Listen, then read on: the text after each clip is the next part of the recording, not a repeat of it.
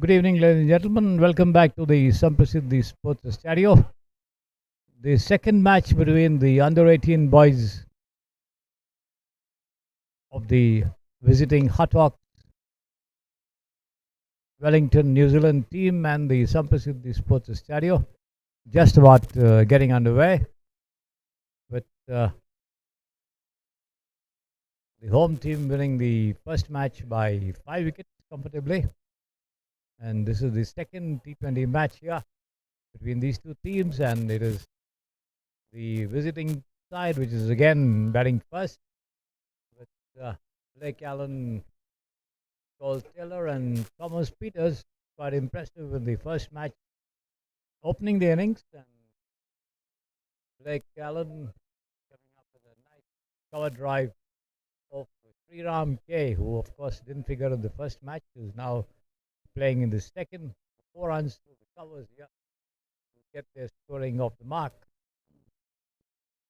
This match being played under floodlights here at the Samprasiddhi Sports Studio.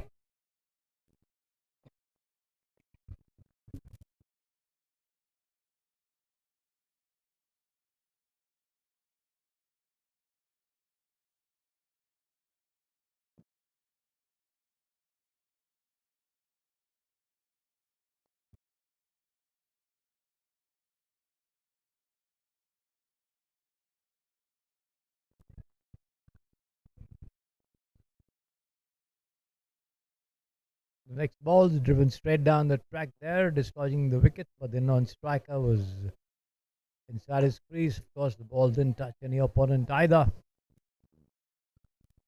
So no damage done. The third one driven straight down to mid-on there, fielded well. Again, no run. First over, 4 deliveries gone, 2 more to go. Sriram doing well to control the scoring, giving away just 4 runs, that one boundary, which Blake Allen struck through the covers.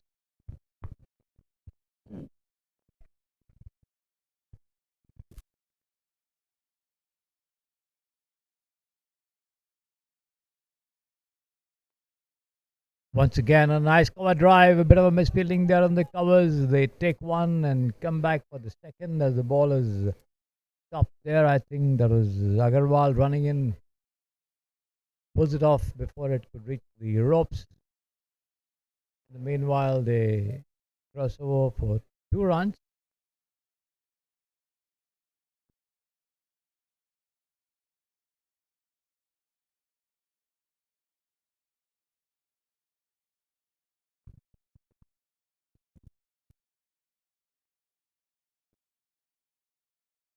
The umpire asking the New Zealand batsman not to run on the pitch, I think. Having a chat with them, they will see it.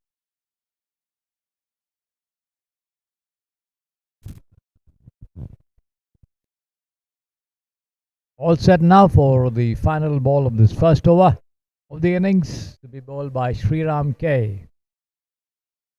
There he is, right arm over the wicket, goes away from Azan bowls, and this one once again defensively pushed down the track there by Blake. Sriram picking it up on the first bounce. 6 runs coming off that first over for the Hutt from New Zealand.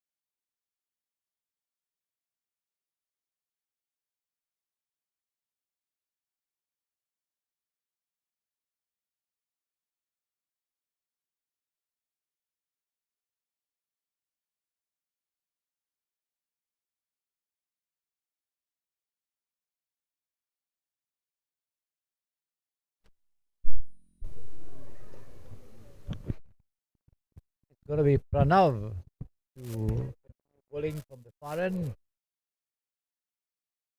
Wide outside the off stump. Wide call there by the umpire as well. One more to the total. 7 now. Thomas Peters there on the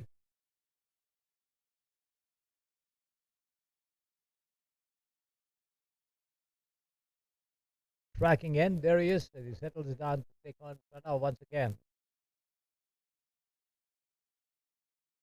Pitched up delivery, rising slightly after pitching as the batsman sees the ball all the way into the gloves of the wicketkeeper.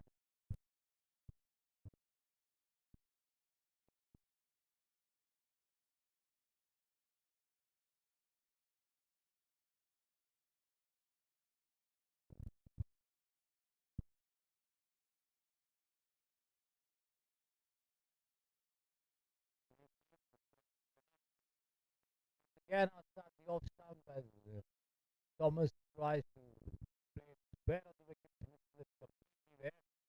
Taken by the keeper, lucky Thomas didn't get a touch to that one.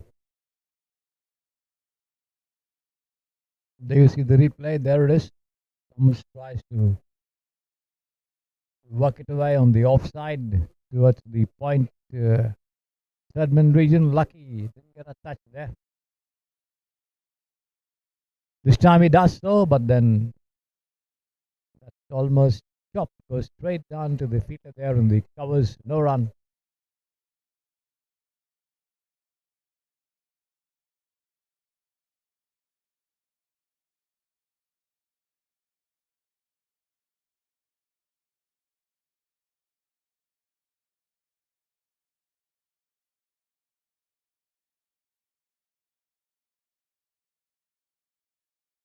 Again, taken on the rise and a gentle push towards the mid-off. Again, no run.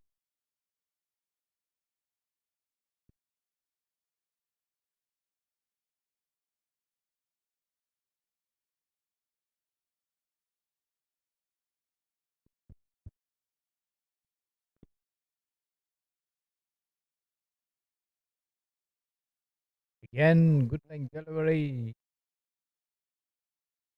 Just outside the off stump again. Peters tries to drive, but misses it completely there. Taken by the keeper again there. Lucky. The left-hander surviving. Close calls in the Zoa. Beaten at least thrice in the Zoa from Pranav. There he is on the far side of his screen.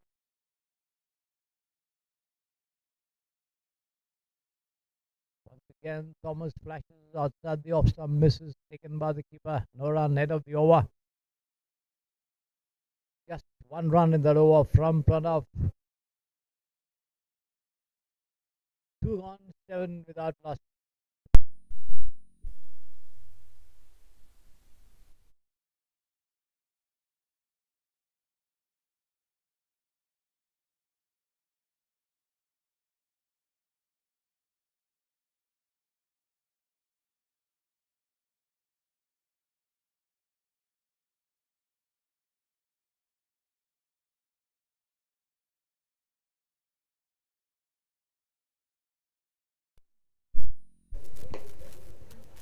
Sriram again in charge of bowling operations. This one slightly short pitch taken on the rise and driven to mid on there, but then straight to the fielder again. No run. The New Zealanders being kept rather quiet by these two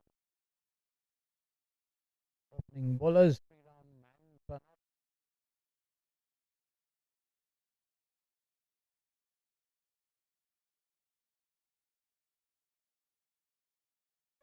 And he's bowled him this time. A superb delivery there. There you see the ball just zipping in from outside the off stump, taking the leg stump down there. So the Hutt Hawks lose their first wicket. Blake Taylor walks back. Bowled by Sriram.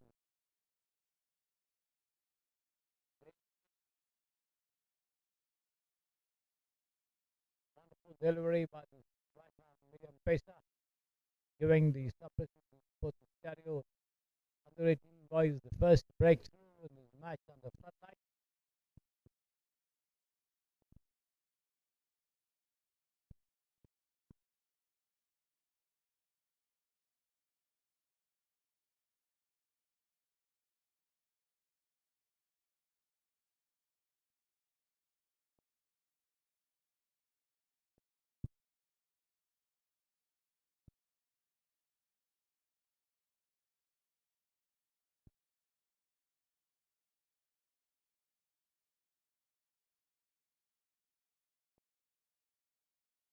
It's going to be Xavier Robert join Thomas Peters. Xavier bowled very well in the first match. He came in lower down the order. Now this time he's been put back to start with one down. Number 3 slot as the New Zealanders shuffle their batting order. Dale Smith, the wicket taker. Right arm, more the wicket.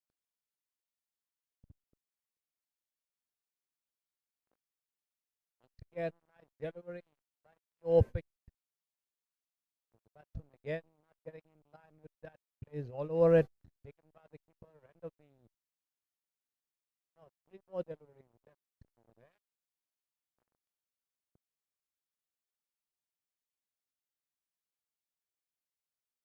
Thomas Peters on strike.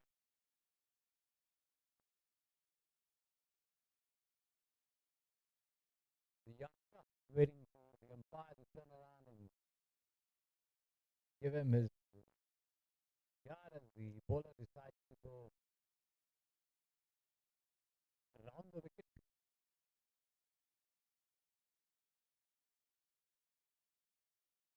To the left-hander.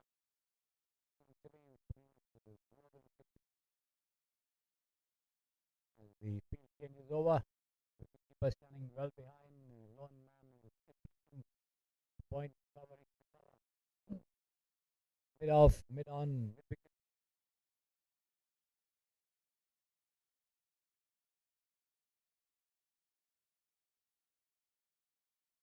Four pitch down the offside. Tipped away down once again towards the point region by the batsman Thomas Peters, but then can't beat the field.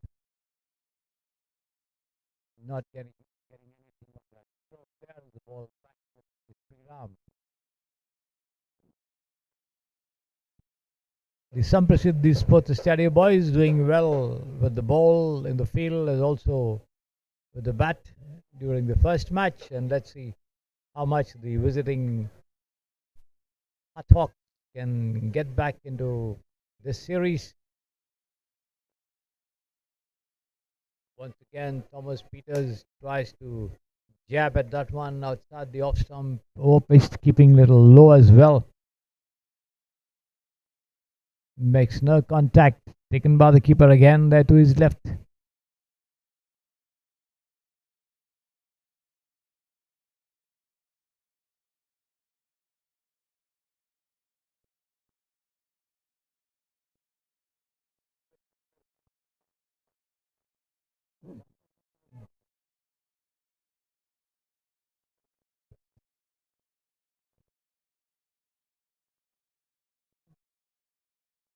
Once again, an over pitch delivery outside the off stump. Again, Thomas Peters tries to jab at it.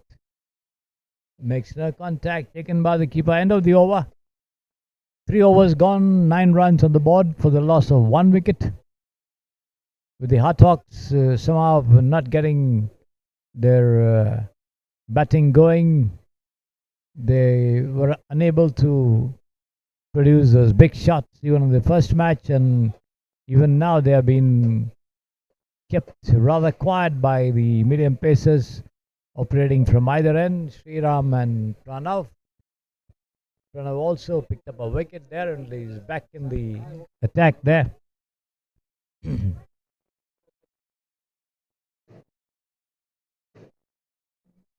Right arm was a wicket from the Samprasiddhi Sports Stadium end. Full toss down the leg side has been turned away.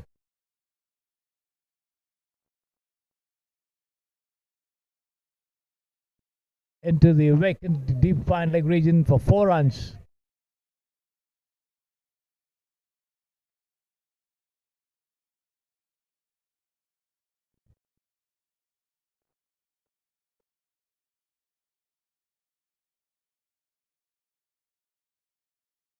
So the total goes up to 13 for 1.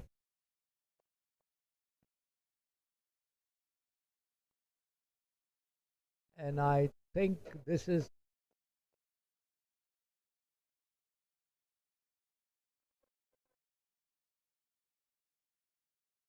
a wicket there. But, the batsman not very happy with that decision there. Xavier Roberts. There you see the replay.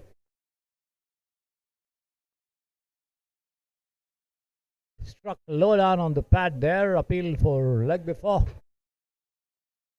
The finger went up, but the batsman stayed on the wicket there for some time before walking back, possibly got a slight touch before the ball hit the pads. Nevertheless, the umpire decided that he was leg before as he walks back. So the Hutt Hawks lose their second wicket, 13 for 2, 3.2 overs per now. Picking up his second wicket.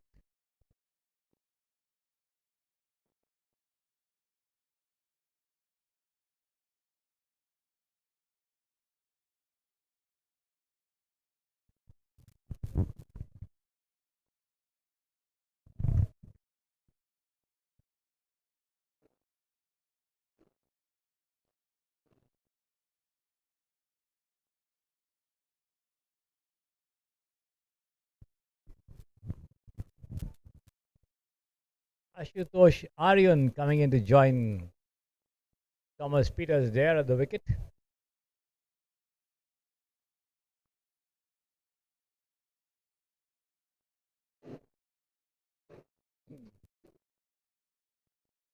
The youngsters getting a wonderful opportunity to play under floodlight, something which was not thought possible for cricketers at this age some time ago, but then the improvement in the infrastructure and the facilities all around the city has enabled them to have a feel of what it is to play under floodlights at a very young age. 14 for 2 at the moment, with Pranav again in charge of the bowling attack from the far end.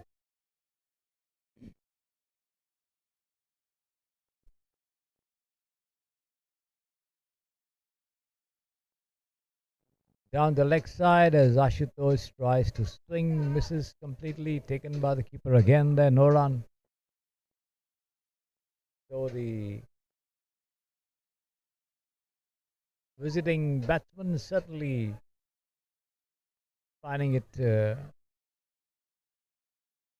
tough to get their shots going against the attack of the home boys. Again, driven straight down to the mid-off region there, fielded. I think that's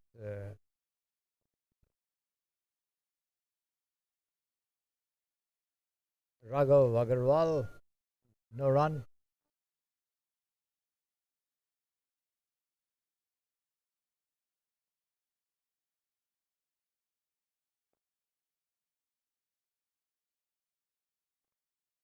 This time it's taken on the full and driven down towards deep mid wicket there.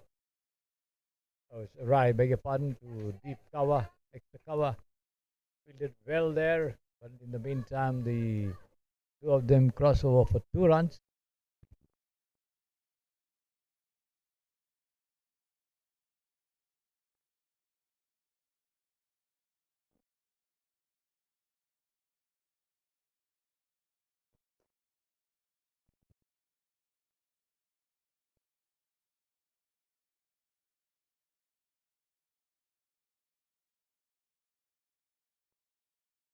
I think the umpire has signaled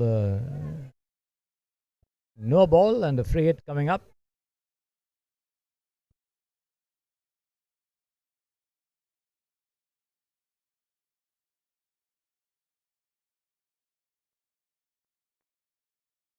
This is taken on the half volley and swung away down towards wideish deep bin wicket for 4 runs, I think. Yes, making the most of that free hit there. Ashutosh Aryan.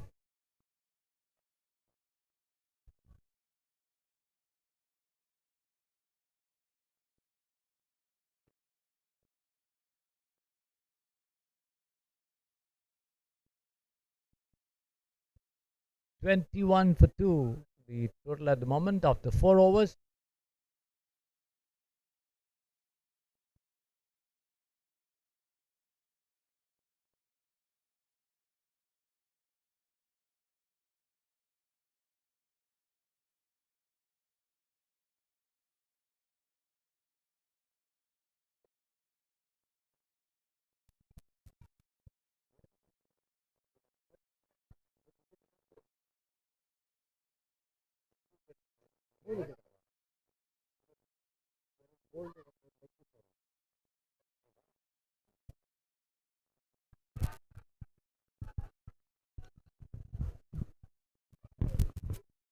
A lot of appeal for a catch behind, but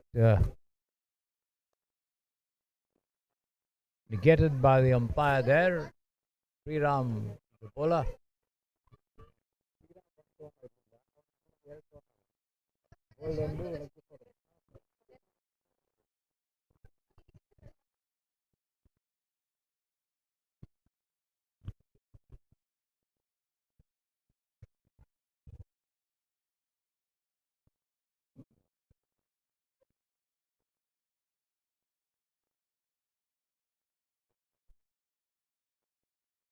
Once again, Thomas Peters attempting a mighty swing at that one from Sriram, but again, not making any contact there, taken by the wicketkeeper.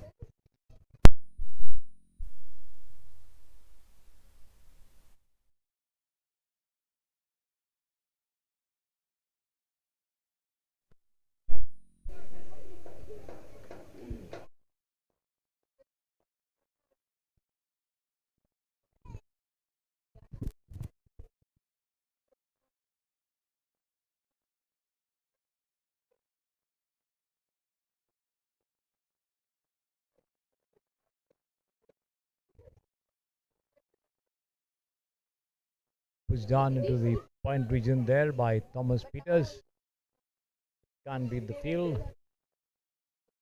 Ball back in the hands of Sriram.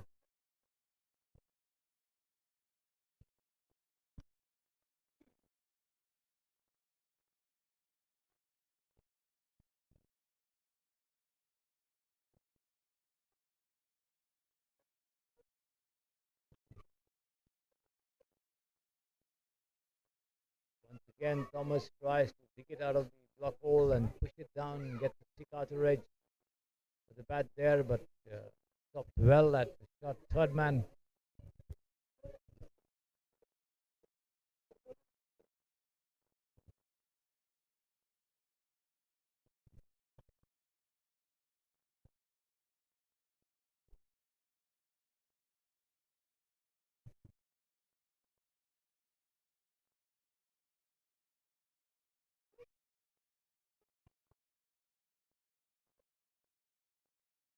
Once again outside the off stump, and this time the ball takes outer edge and runs down towards the deep third man.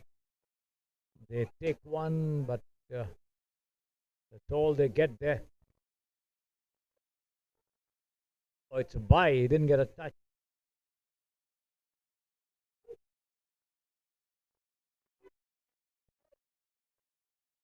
Bye signal by the umpire, so the batsman not getting a touch there as he stretched his bat out to it.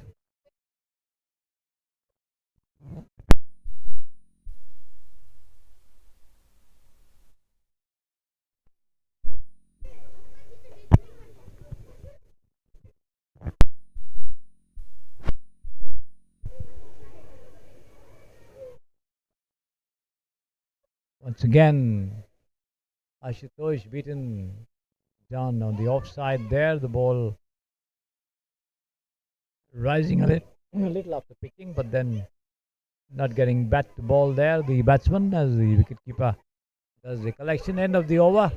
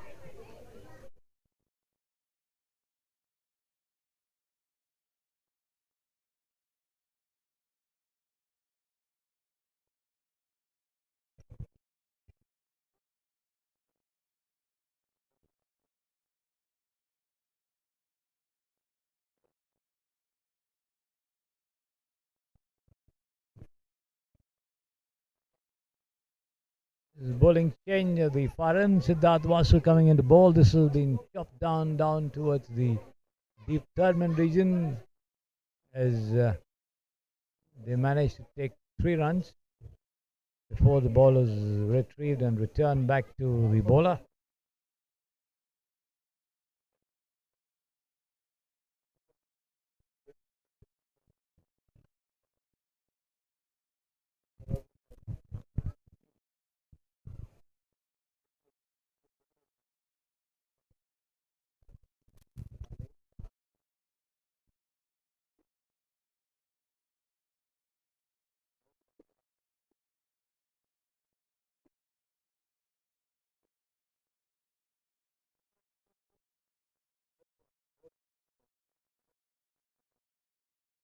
This has been gently turned on towards a short square. The batsman in two minds were to take a single or not. Eventually, they decide not to, as Thomas Peters wanting a run but sent back by the batsman. The tall Bandhav, the wicketkeeper for the home team, the Samprasiddhi Sports Stadio, doing a good job. This is picked up on the half volley and pushed down towards the cover region, not quite connecting well there. Ashutosh fielded and returned back to the bowler.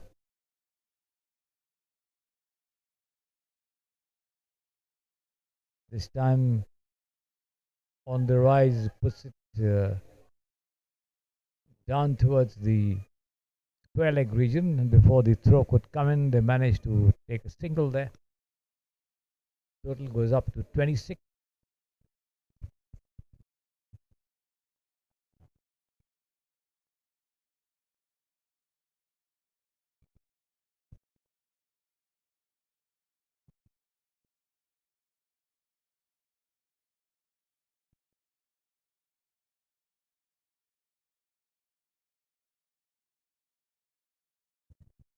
This is outside the off stump, wide called by the umpire there. One more added to the total, 27 now.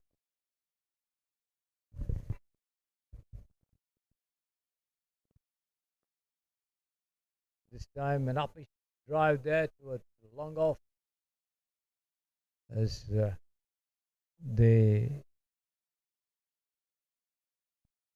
get just a single there. The throw comes into the non-striker's end. 29 now the total for the Hutt.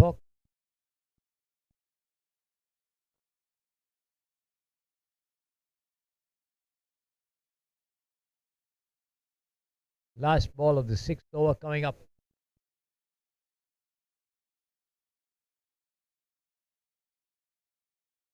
Outside the off stump again. Thomas Peters tries to cut, misses it. Taken by Bandhav, the wicketkeeper. No damage done. End of the over.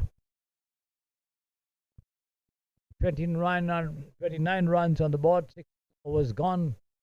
The Hutt certainly under pressure to come out of their shell and indulge in some big hitting to push the scoring along. And let's see how much they can do to put up a good total in the second match of the series at the Samprasiddhi Sports Stadio under floodlights.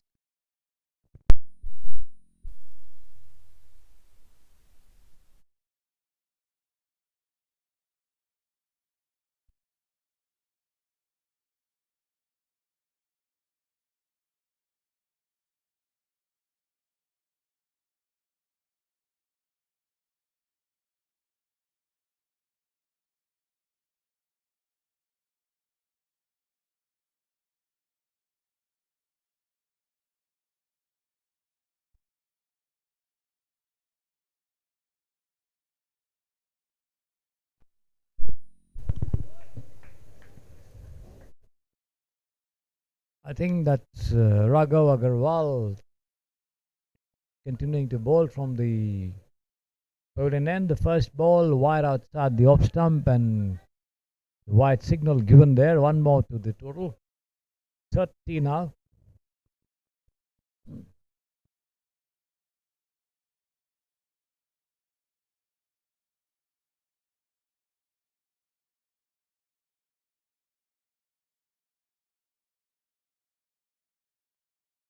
And this is taken on the rise and pulled away down towards long off there, but stopped well just inside the ropes by Sriram, I think, but not before the two take two comfortable runs.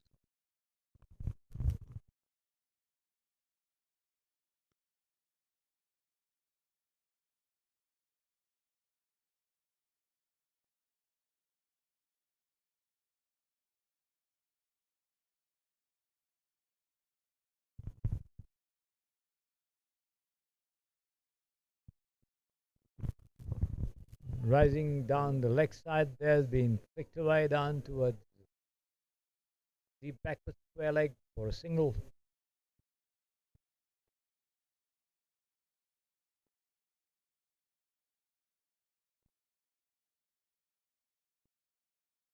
Thomas Peters on 5 and Ashutosh Aryan on 10.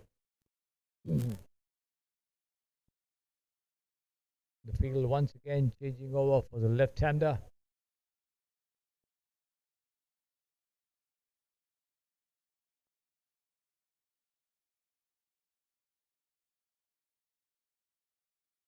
Whittling delivery, pitching a share outside the off stump and going straight through, keeping low as well. The batsman knowing nothing of it.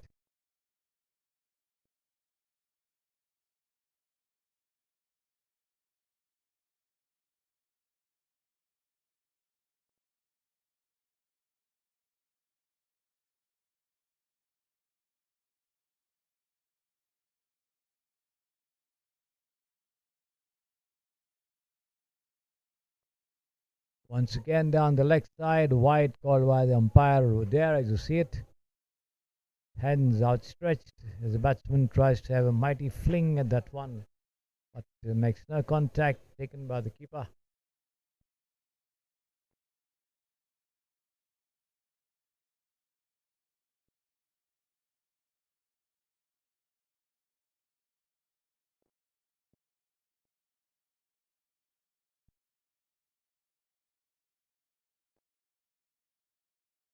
Lofted shot there, runs in this towards long off. 2 runs comfortably had there.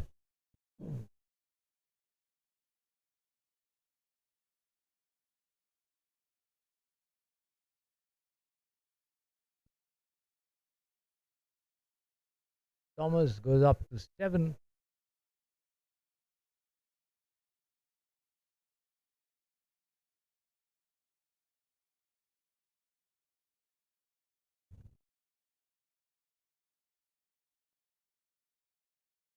Got away nicely, runs in this year towards the deep backward point boundary, and that's 4 runs over the ropes.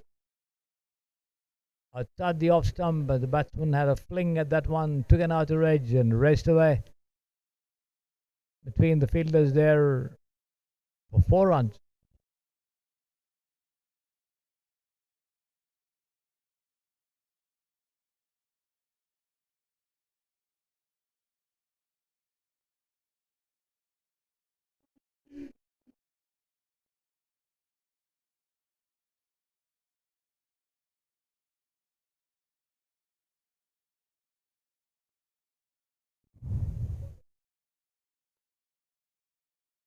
again taken on the rise and driven through the covers there before the ball is fielded and returned back. Another couple comfortably had by the two of them. Ashutosh and Thomas Peters seem to be settling down well now, stroking the ball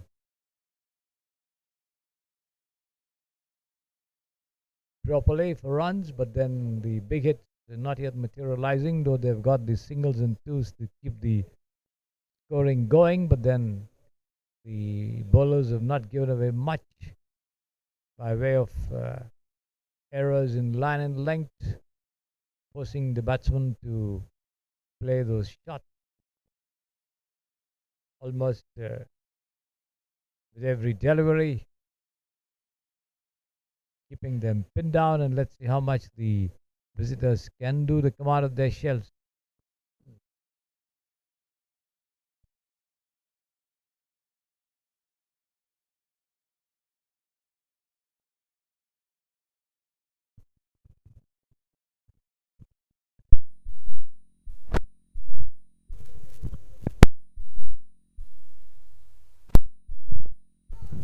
This is outside the off stump. Ashutosh drives, gets a thick outer edge. The ball running down to third man.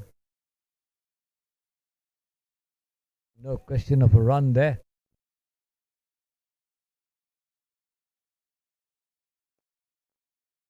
As this time there is, as he picks it up on the half volley and swings.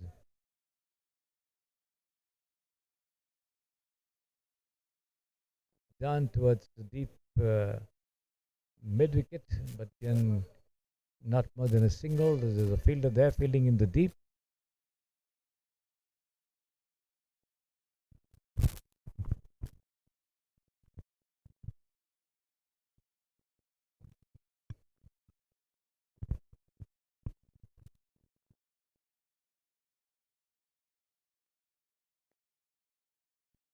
Lofted shot again by Thomas Peters towards the side screen behind the bowler's back as the throw comes in once again, but the two of them again managed to run twice to get those 2 runs on the board.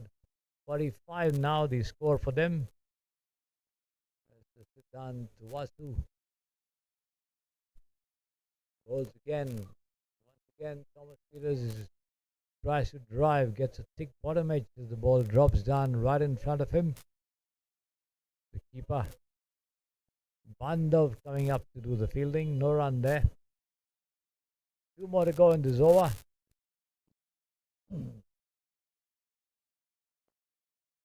This time Thomas comes out of his charge and drives, but the bowler does well to move quickly to his right and stop what was quite a powerfully struck off drive, but then no runs. Siddhant doing well to cut it off.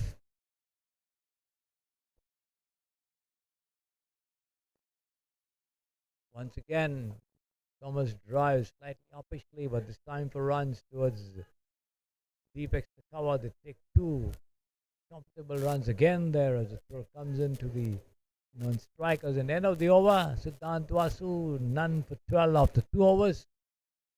The total on 47. Thomas Peters on 17 from 25 and Ashutosh Aryan on 11 from 14.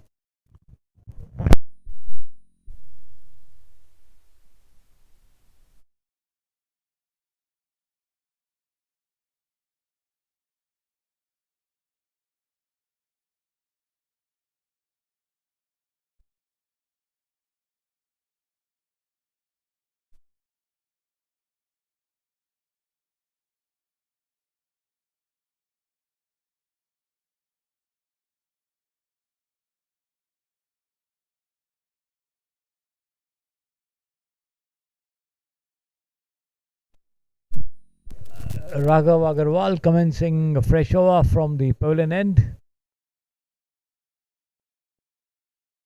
As the batsman once again tries to drive, gets an outer edge, the ball runs down towards point. Picked up and returned back quickly, no run there.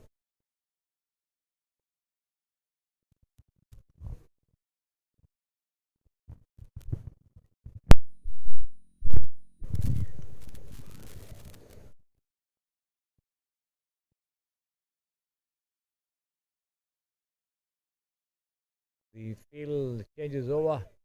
This time for the right-hander.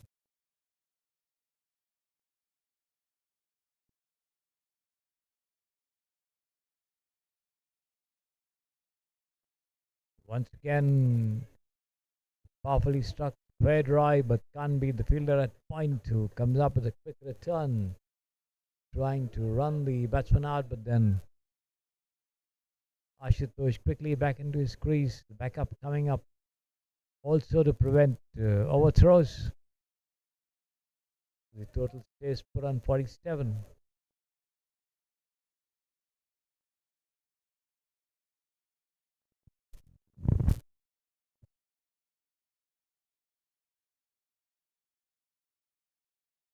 Sheer outside the off stump as the batsman tries to play it across the line and swing somewhere towards the square leg mid-wicket region, but then makes no contact whatsoever.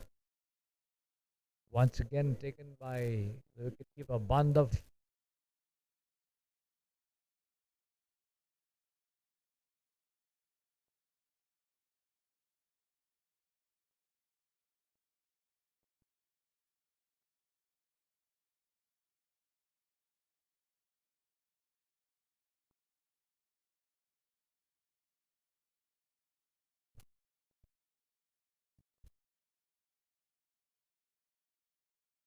This is wide outside the off stump there, wide call by the umpire. There you see it, the signal. 48 now the total.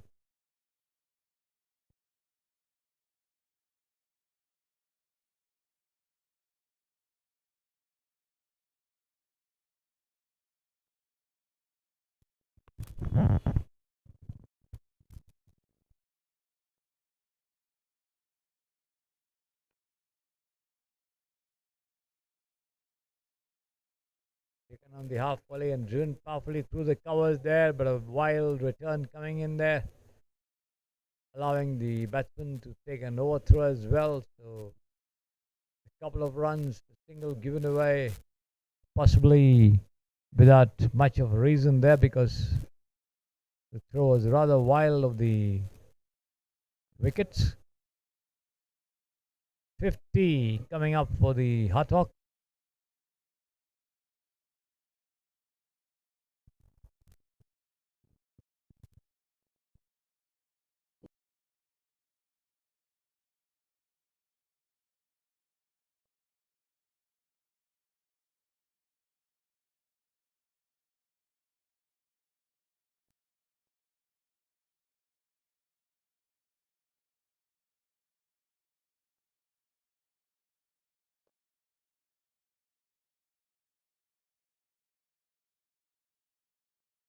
Thomas Peters once again pushes it into the covers, but then straight to the fielder. No run, end of the over.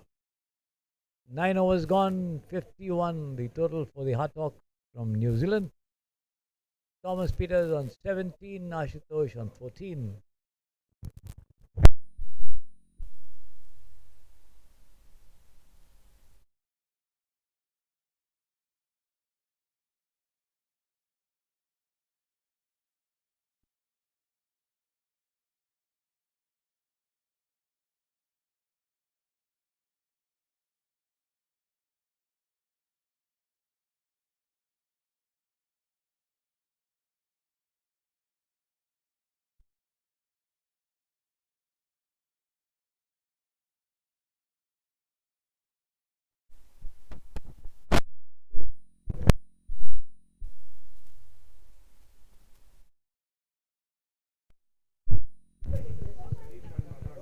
"51 for 3, the score for the Hutt from New Zealand. They lost 3 wickets, 2 of them clean bowled and 1 leg before.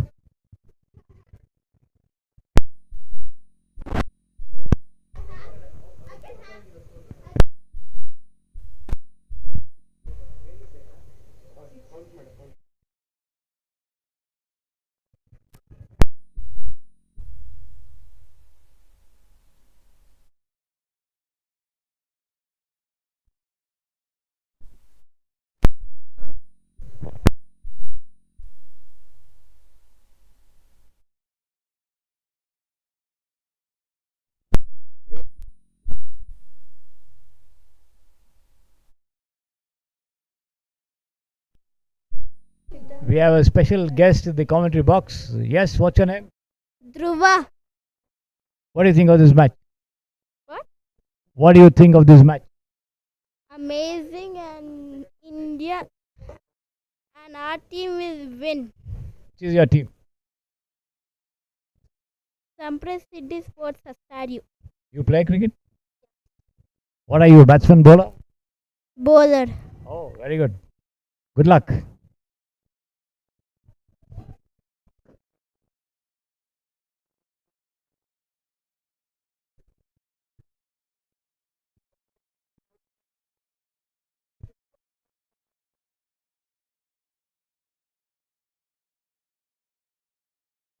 The next one from Siddhant there, pushed away down towards the offside. There's no run to be had.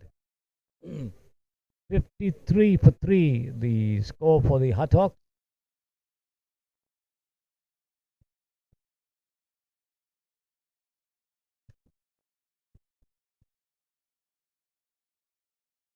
Once again, played straight down the track to the bowler there by Ashutosh Aryan. The scoring rate now 5.39. Attempt by Ashutosh to play a rather tricky shot there, tries to scoop the ball behind the wicketkeeper, losing his balance in the process, not connecting quite well as either, as the ball is fielded and returned back. No run here.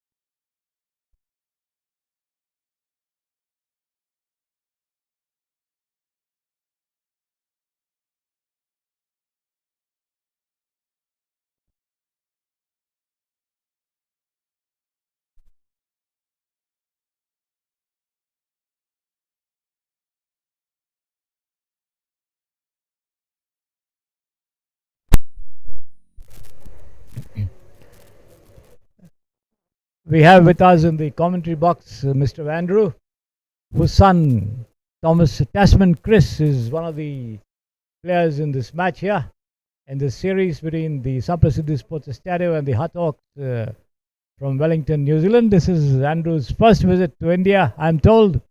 Welcome back to Bangalore and India, Mr. Andrews. Thank you very much. It's absolutely lovely to be here. Beautiful city with very friendly people. This is your first visit?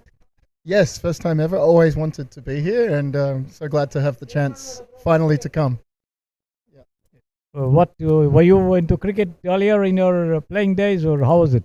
The background? Yeah, I was raised by cricket-loving parents, and some of my earliest memories are listening to test matches on the radio at my grandmother's house when I was a little boy. So it's always been an important part of my life. The game of cricket, played a lot, and I'm thrilled to be able to be involved with junior cricket as well. Who were the great players during your time? Graham Dowling, Richard Hadley? Well, I'm actually an Australian, so I was more of when I was very young, I got to see Alan Border playing, Craig McDermott. These were my. Oh, you're from Australia? Yeah. So I'm only just learning about New Zealand cricket because we didn't really pay much attention as Australians, but I shouldn't say that maybe. I think New Zealand's asleep, so I'll get away with that. You have a running rivalry with New Zealand? Friendly one, yeah, it's a friendly one. They don't beat us, so we can be friendly. But no, some of my favourite players, like I loved Glenn McGrath. He was such a good player to watch, so efficient, so smooth, and always troubling the batsman. I loved watching Glenn McGrath. I absolutely loved watching Matthew Hayden, the way he played, the way he opened the batting, always getting us to a good start. And then the English decide to call it Bazball 20 years later. What about the Chappell brothers, the three of them? I missed them. I was a little bit too young to see them play, but certainly their influence on Australian cricket has lasted well till now even. Yeah, so it's and world cricket. I mean, there's been Chappells in India, hasn't there? yeah, it's very. I think they introduced the style of play that Australia still uses. The play to win, play to take wickets, play aggressively, always looking to move the game and put pressure on your opponents. I think we can thank the Chappells for that. And What about Trevor Chappell's oh, underarm ball? yes. See, this one, I think it was shameful, wasn't it? But it was in the rules. It wasn't illegal. All fair. It wasn't illegal, but it was not fair. It was not okay. That's a lovely shot there, straight down the ground, but just for one. The Hutt Hawks boys definitely finding the going quite difficult here tonight, and boundaries hard to come by from what I've seen since I arrived. So we can do more. We need to get a bit more on the board here, don't we? How did your son get into cricket? From the very earliest times of his life, I always roll the ball to him and then throw the ball to him, and he really loves it. Oh, and a wicket has fallen here. Yeah, they lost another wicket, the fourth one, I think. Caught in the outfield, just not quite enough on it. Didn't quite get the middle, and had a lovely safe catch on the boundary. Yeah, no, my son, thankfully, he liked the game for himself. I didn't have to convince him, and so it's always been something we've played much like from when I was a little boy. I've carried on the tradition with my family and taught him some of the basics, and he's now got a better high score than I ever got, and he's taken a hat trick and I never did. So, he's I've reached the limit of what I can teach him, so it's so good to involve with things like Hutt Hawks because it exposes them to more expertise, more coaching, more on this particular trip as well. It's just an incredible opportunity. So, I mean, to have him able to bring his own game up and further his skills with such a good environment, it's a privilege. We're really lucky. Yeah. What does he do back home? Plays for his school, college, what does he do? Yes. College, he's just become a wicket keeper in the last year, so he's sort of working on his glove skills now. But he's always been a top order batsman. Started off bowling medium pace, turned into a spinner, and now he's taking the gloves in his team next term. So yeah, really just plays through school, and has other interests, of course. What does he like? The longer format of the game or the shorter format? Prefers the longer. Yeah, I think he prefers to be able to build an innings and face a lot of balls. Then, of course, when you're watching cricket, you watch what you can. You see the IPL and you see the T20 games. Quite exciting to watch. But I think, speaking for him, I think he prefers playing longer.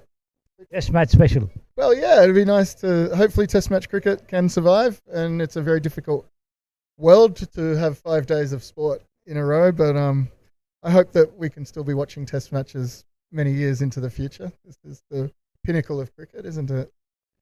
How do you find the facilities over here? It's so impressive. My other son played his game, 50-over game, at I think it was Dravid's Academy, and this was unlike anything we have in New Zealand at the moment. Just world-class facilities to be able to play in the nighttime, and the outfields are so smooth and so fast. It's a really good place to play cricket. Yeah, I'm very impressed. Very impressed. How do you assess your boy's performance in the first match? Today he played really well. We had a very long partnership, so there were not a huge number of overs left when he came into bat, and managed to keep it moving at about a run a ball. Got out trying to push the run rate, got a catch, but he bowled quite well. Also had 2 wickets in a row and ended up on a hat trick, but unfortunately couldn't take the hat trick. But that's very rare. And he performed well in the field too. He got down, clean pickups, threw it in quickly. Like, I think he's very hard on himself sometimes and expects a lot. But I think he was happy with his own performance as well. Yeah. How much does he do to maintain his fitness levels on a daily basis? Oh, not nearly enough. No, not nearly enough. If you're listening, Ruben. No, they're all fit and healthy boys. They're very active, but I think they're starting to understand that if you wish to keep making your performance improve, you need to dedicate yourself to getting your body perfect for cricket, specifically to get the right muscles strong and to get the right fitness. It's very specific for cricket. So we do have some good strength and conditioning underway in some plans and some programs, and we are working with a physio because he has some sore knees. He grew very, very fast. So we're just trying to make sure he stays fit and able to play. Stretching a lot more would be good. But overall, I think he's quite a fit young lad. Obviously, you take care of his diet. Oh yeah, they eat so much. They have endless food. Yeah, we make sure they eat well. Important, isn't it? Well, thank you very much, Mr. Andrew, for coming over here. And if you want to continue to do some commentary, you're welcome. Oh, thank you. Yeah, look, I'll happily call a couple of overs for you. Thank you. I appreciate the opportunity. Thank you very much. So we are just into the 12th over now, sitting. Yeah. 4 wickets. 4 for 64 now. And it looks like as I take the microphone, the ball has pierced the field and run to the boundary for 4 runs. This was scored by Thomas Peters. Takes him on to 22 off 29, starting to really get a good innings underway. And we have his batting partner, Ilyas, at the other end on 10. The bowler here. Okay, cool. Yep. I'm going to have Suffolk bowling third ball of his first over. Lofted shot into the offside just for 1. Looks like the boys are starting to understand. Yeah, we need to get the scoreboard moving as we get halfway through the 12th over.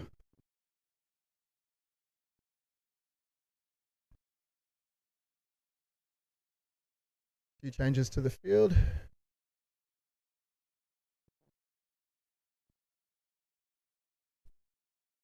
Oh yes, there is someone out on the sweeper on the offside, but in the shadows, hard to see. Hopefully the batsman knows he's out there. Yeah. Yep. Looks like the men on the boundary are point, long off, long on, mid wicket. And I think down to fine leg, but quite a good field actually, making scoring difficult for the boys. They have to play a very good shot to find a gap here.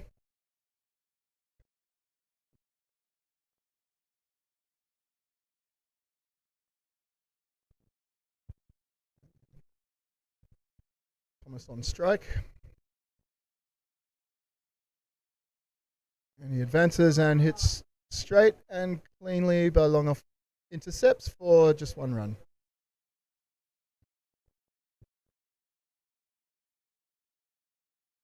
Good connection, but yes, just not enough to beat the field. Well positioned fielder.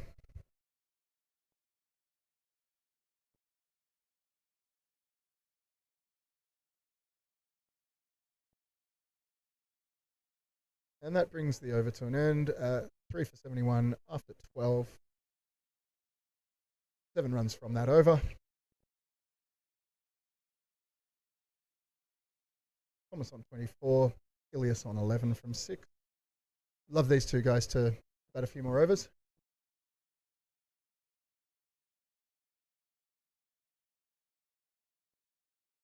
And build on their good start.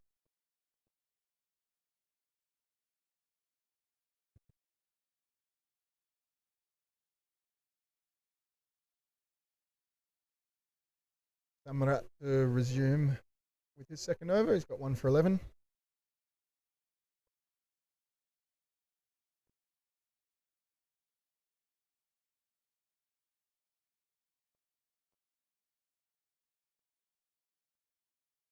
And another crisp drive down the ground for 1.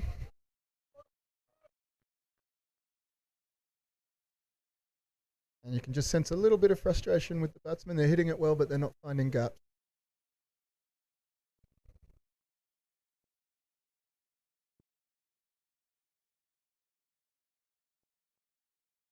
Swings across the line to the leg side. Very full delivery. For another single.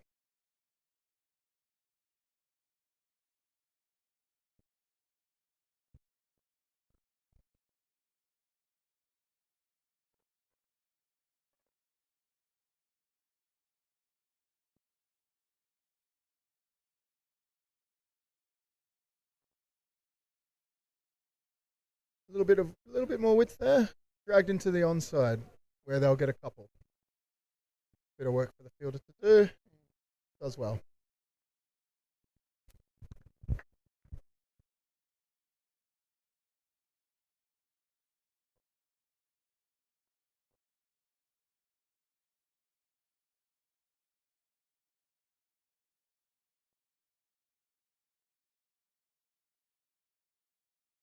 A full toss there, which has been unfortunately hit straight to the square leg fielder. The quick check to the umpire at square leg to see it wasn't above the waist. So unfortunately, Thomas is on his way. Good knock, 27 he made. And geez, it did just dip at the end. It was borderline as a potential no ball, but just dipped as it arrived to him. So he'll be disappointed he couldn't make a little bit more of that loose ball. But trying to do the right thing for his team. So that's the 5th wicket down now, I believe, at 75.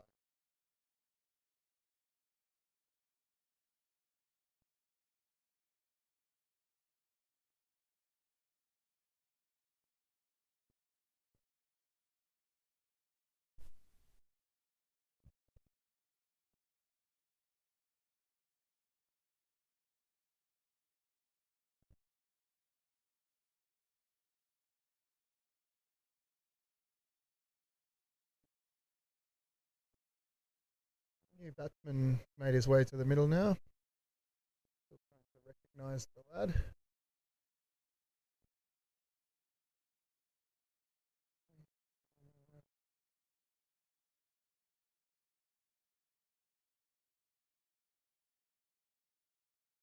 Quite see his number yet. So I'm not sure who we've had come to the crease.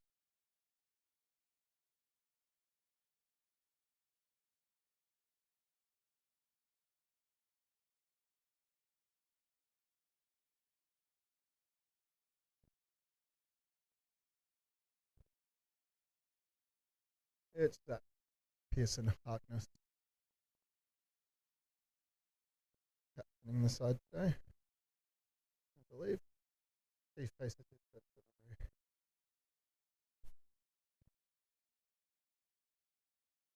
Full ball that gets past, taken by the keeper.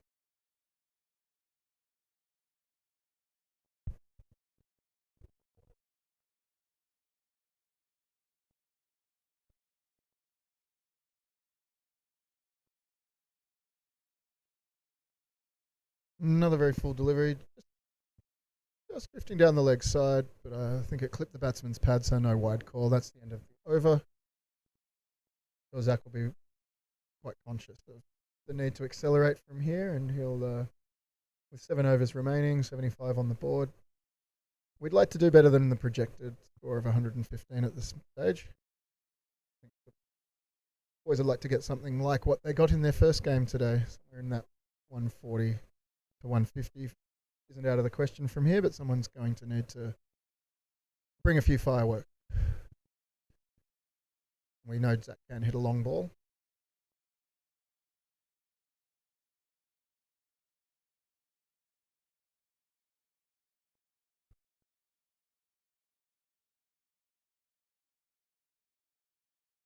And we have a stumping. I believe there, Ilias has perished attempting to send one over the sight screen. Tidy bit of glove work there, actually. Had them off in a flash. And the umpire didn't hesitate to raise the finger at square leg.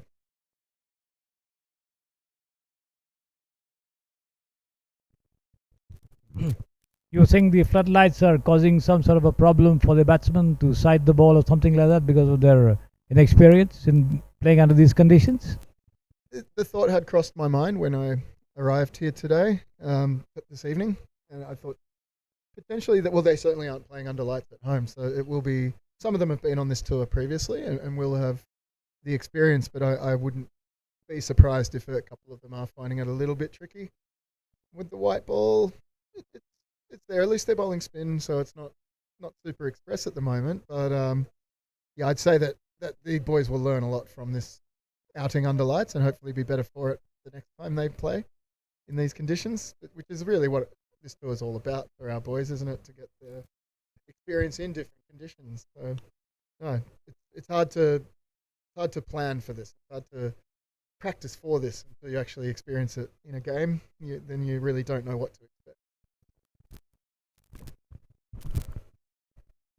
All right, new batsman to the crease, Tasman Chris. I'm reasonably familiar with this young left-hander. Year 11 boy out of Wellington College, Australian born, adopted by New Zealand.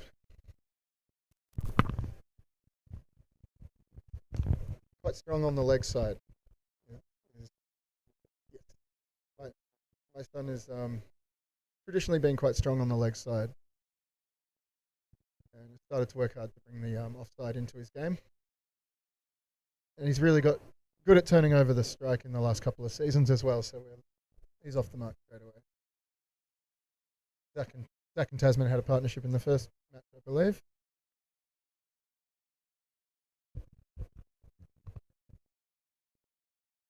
Quite a level head as well.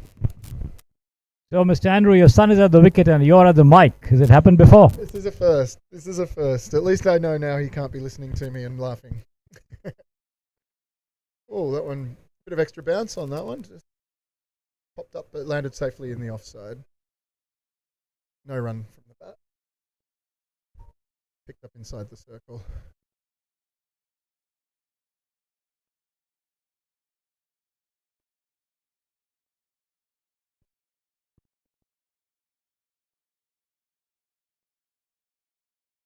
That one's hit firmly into the offside.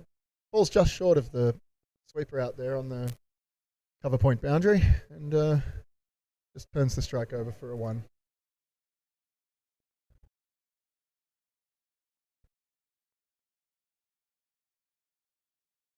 Now, having arrived at this game, missing the first game, could I ask you, is there much turn on offer for the bowlers? Are they getting much spin on the surface? Looks like.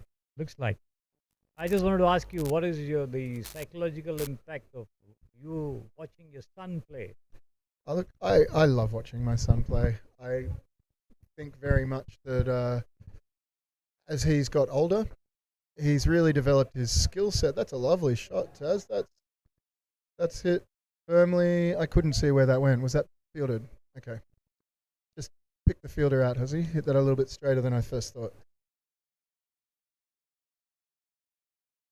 Oh, it's a drop cat. I see what's happened there.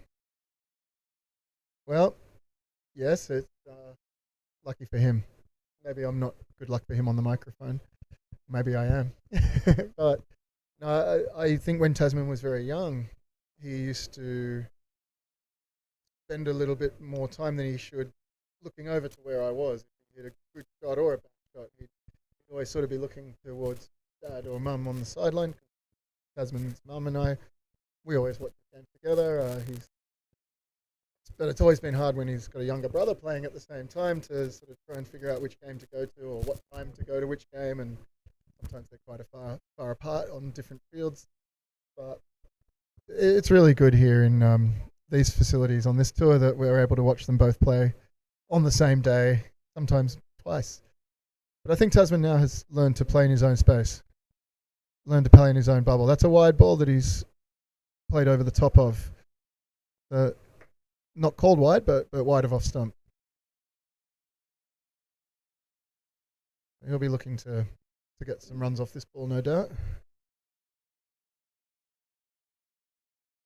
Conscious of not letting dots build up. So he's struck that one firmly down to long off and rotated the strike again for a single. it's a different pressure because we don't play much T20 in Australia. In New Zealand. In the formats that these guys play for this college, they aren't playing T20 games. So the tempo is a little bit foreign to them, knowing they have a tendency to hit aerial less in their weekly cricket than they will be trying to do here. And Zach has found the fence there. He's pivoted nicely on his heels and picked out a gap backward a square there on the onside for a crisply struck 4. So that takes him up to 5 at a runner ball. Tasman's on 3, and the score's 80. So this is all part of the learning as well, getting to understand how to go from the very first ball you face and not allowing dot balls to build up, not to keep that strike moving and to run hard between the wickets. That advances and swings that one deep into the offside field, and they're back for 2. So a couple of good scoring shots in a row there. That's underway. But no, I get very nervous when I watch my sons play. I'm quite a nervous viewer. I tend to walk around the field. That's exactly why I asked you. Yeah. Because a lot of parents don't prefer to watch their sons play. Sit at home and then say, "Oh, you've done well." Yes, no, I wouldn't miss it. I think you only get this chance once. Zach, unfortunately, there's run past one and been stumped. It was a clever bit of bowling, actually. Saw him coming and pushed it a bit wider and a bit flatter through. And yep. So there's another wicket down for the Hutt Hawks. Our 6th wicket. But no, even though I can't watch my son start, he can be quite a nervous starter himself when he often faces the new ball. So sometimes he plays and misses a bit in the first couple of overs, and I can't watch, and I take a walk or I take the dog around the oval, and then I'm much more happy when I see that he's faced 20 balls and he starts to look good. So we work on this. We talk about he wants to become a more solid starter and not give chances early. Well, we'll see. He's a good thinker about the game, and he really does understand his own game and what the team needs and what the sport involves. So I'll keep watching him play until he doesn't want to play anymore. I'll watch him so long as I'm able. The new batsman is making his way out. Right, we have Noah McConnell. Where's the number 50? They seem to have changed the entire batting order because all these number 11, number 10 came on top, and the ones who came earlier are now coming at the bottom. Yes. What is that reason for? What is the reason for that? Yes, very good question. I think the main reason for this is to broaden the experience that each player will get. So we will never run the same batting order into games. It's always, we know that everyone here can bat. We still have people designated more as batsmen than more as bowlers in certain cases, for sure. But the thinking, I believe, is that every player getting a chance to bat at the top, they'll learn the conditions against the new ball. But how does a batsman settle down in a particular spot? Look, I think in there, I haven't spoken. Or you don't want it to happen? Well, I don't know. It's actually the short answer, specifically with the senior team. I've spoken a little bit with the coaches about the philosophy of the junior team today, and so a lot of my answers sort of transposing that conversation from the junior. There may be a different concept around this team that I'm yet to discuss with the management and the coaches, but I think everyone's capable of doing any role in this team, I believe. But as a traditionalist myself, yeah, I like to see openers open, I like to see finishers finish. And I guess we'll see how it goes over the coming games for the rest of this tour, because we still have, our first day of cricket. So we've got many more games to come. Perhaps by the end of the tour, we'll settle into more of a concept of a batting order and results of what we see as we go. But I may switching around. swing and a miss from Tasman there. Leans back, gives himself room, tries to cut. But, just missed. Three from back him to rotate the next one. Oh, he's gone high onto the onside. That's going to be a tough catch to take. And he's taken on the fence. Sent it very high. Probably ball travelled far enough to cross the rope, but just went a bit too high, not quite long enough. Unlucky Taz. The mindset of T20. I have to hit. Maybe it doesn't suit some players as well as others. Replay shows that the fielder was very close to the rope. So he's got most of it, but not quite enough. A very tough catch actually in that spot. Bit of a shadow down there as well. So the fielder has done very well. Grab that one.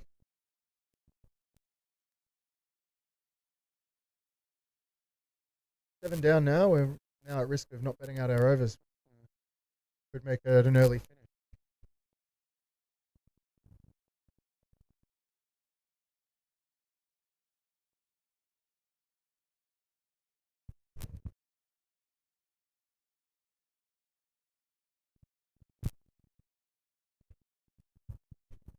How many games have you planned here to play over here in the Samprasiddhi? We'll be doing 10 days of cricket.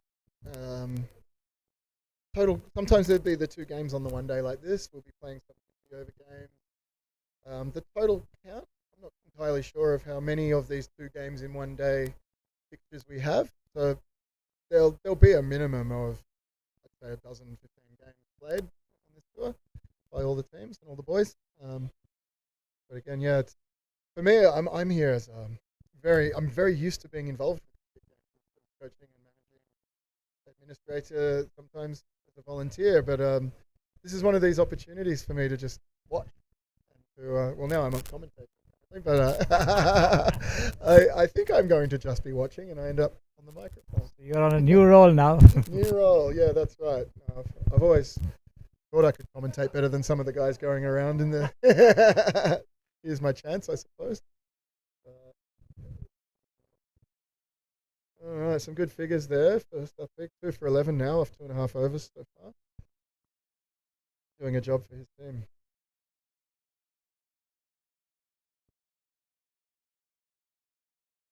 You know, I suspect there is some issues with some of these boys just quite getting the sight of the ball in these under these lights. They're not. I think they're not quite as bright as, obviously not as bright as what you get at an international level of ground. Of course, it's not feasible for that sort of light to be here, but yeah, I reckon they could put a couple more up. It wouldn't hurt.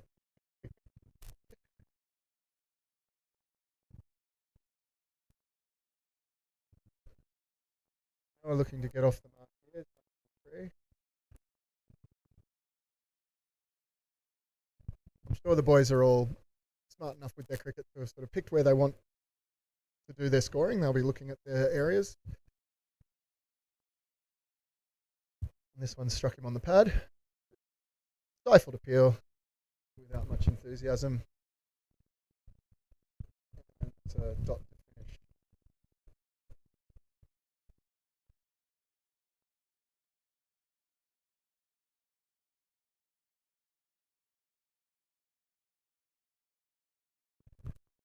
With just 4 more overs to go, how much you think they would be able to score? Yes. With 4 overs left, look, at this point now, you're sort of saying, well, you need to get more than a run of ball. So I think we realistically need to be targeting about 115 now, 120. The bowling's quite tight. They're keeping the pace off. They're changing their lines, making it tough, and they've got the fielders. They're bowling well to their field.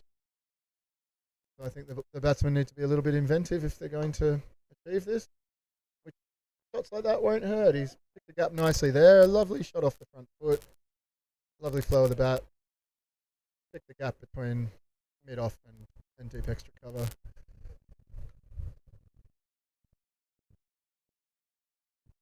lofted, carried half the way to the fence, and Fielder had no chance. Would you want the New Zealanders to listen to you or the Australians? Oh, look, I think most of the Australians won't talk to me anymore because I moved to New Zealand. I don't know why there. A little bit of pressure back on the bowler. Wide. No, I'm quite happy. If anyone who knows me, quite happy to talk to anyone who will listen.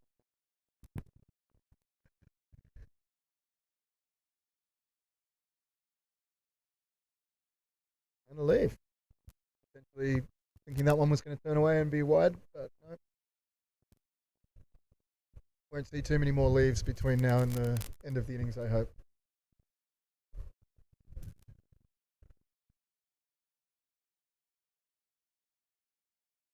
There's a nice slog sweep.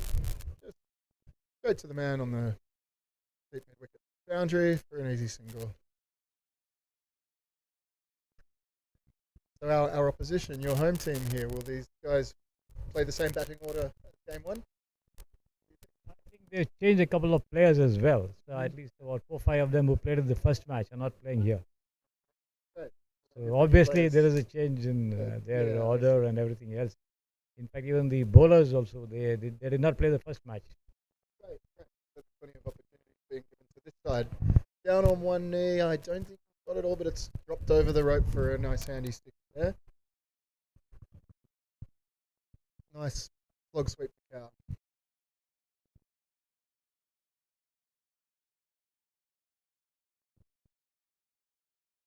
Elegant.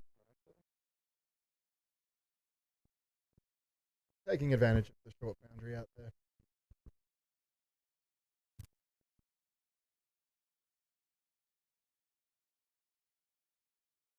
Tries to repeat the dose, get the thick inside edge, trickles to the fine leg. But a good call from the non-striker gets him through for a single. So the top order coming at the bottom is making a difference? Well, look, yes, it seems that these guys are finding the fence a little bit more. I suspect maybe their earlier bat has helped them acclimatise quickly to this innings. But I'm really happy to see a couple of boundaries there. Get us closer to 100 now. We'll be able to revise that 120 upwards, hopefully. It's obviously not enough in a T20 game, so need more than a run of ball to be competitive.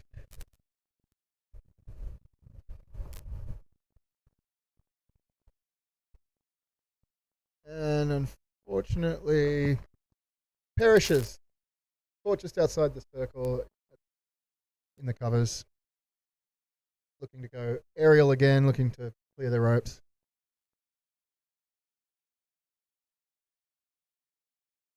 Seven for 99.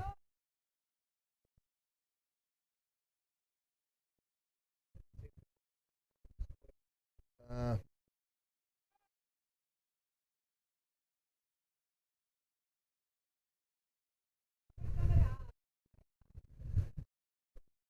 I think one thing that's certain, no matter how much we score here, everyone's looking forward to having their dinner, having another lovely another lovely meal.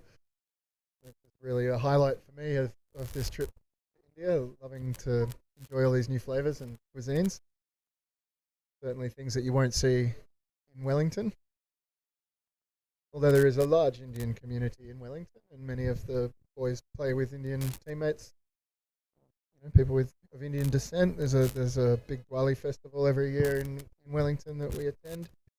Love the show, love the colour, love the seeing everyone dressed up in traditional clothes. That's always a lot of fun.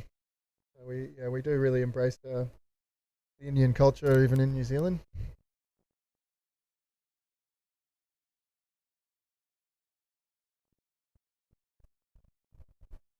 And we had Joe join us at the crease. Joe Wecker Lane. And he's off the mark with a single through the covers.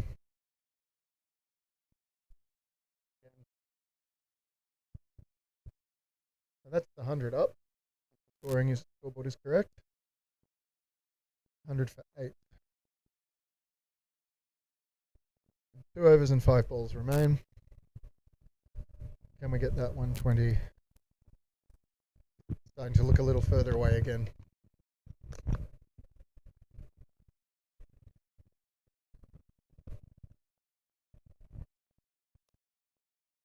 Just a nice little dab down to backward point for the single. Played it late.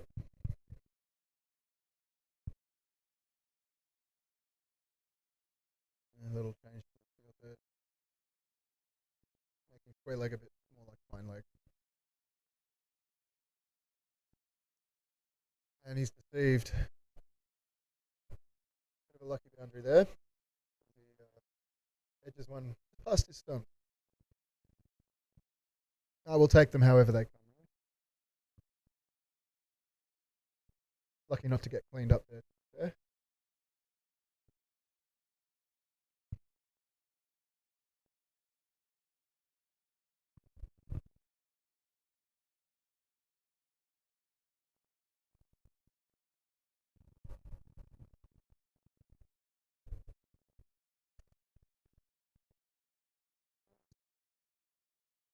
Just struggling to get the read of this bowler at the moment.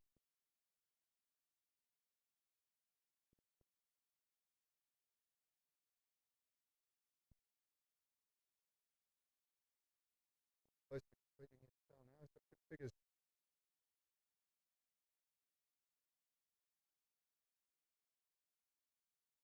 That's not going to help those figures. He's been drilled through the covers. 4 runs. Very clean shot.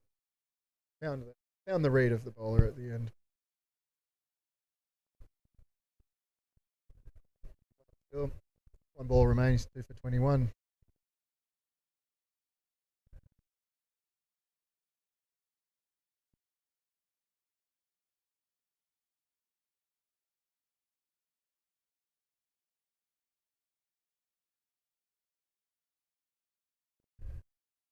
Not really in control of that shot, but gets it to backward fine. Back to fine leg. Big inside. And a good call through by his batting partner. Turn over the strike there. End of the 17th over.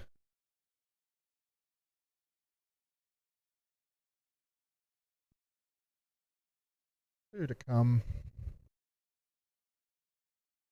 It looks like they're going to continue.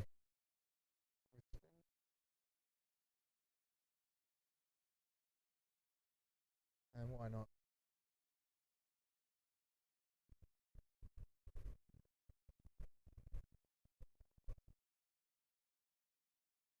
I do think this will be something that a lot of our boys get from this tour will be an increase in their skill playing spin bowling. We don't see it, certainly in the colleges. We have some standout spinners, but they're usually rare. Not no teams really. I'm seeing bringing to a game. The wickets aren't really as helpful in Wellington as a good spin bowler would like. So I think a lot of our batsmen do have a lack of high quality spin to play against. Oh, this is a one-handed screamer right on the circle there. And that is out. That is quite a cut. On full strike. At the medium pace it came back on.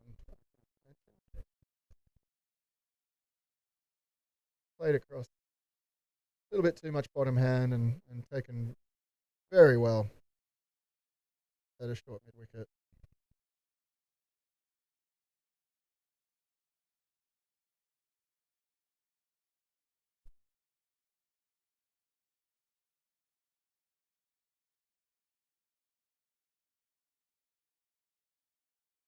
You probably look back at that and think he might have been able to do a little more with it.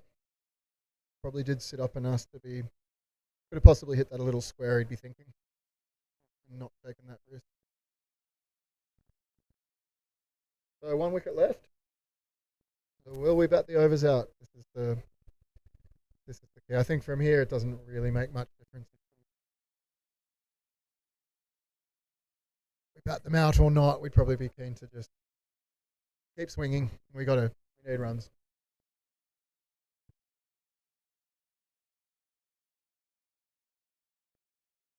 And there's the bowler approach. Batsman leans back and just strokes it into the covers. 4 to point. Easy single.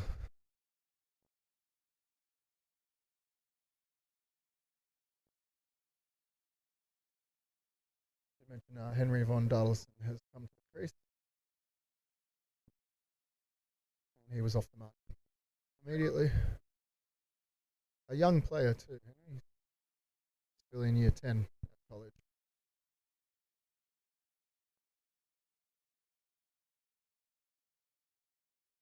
And the old tricky attempted ramp shot comes unstuck. That's the end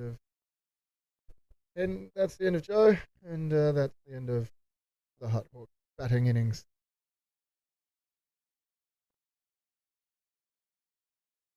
Finishing on 111. 112 the target. We'll get to after a lovely meal. How much of a chance do you give your bowlers to defend this total?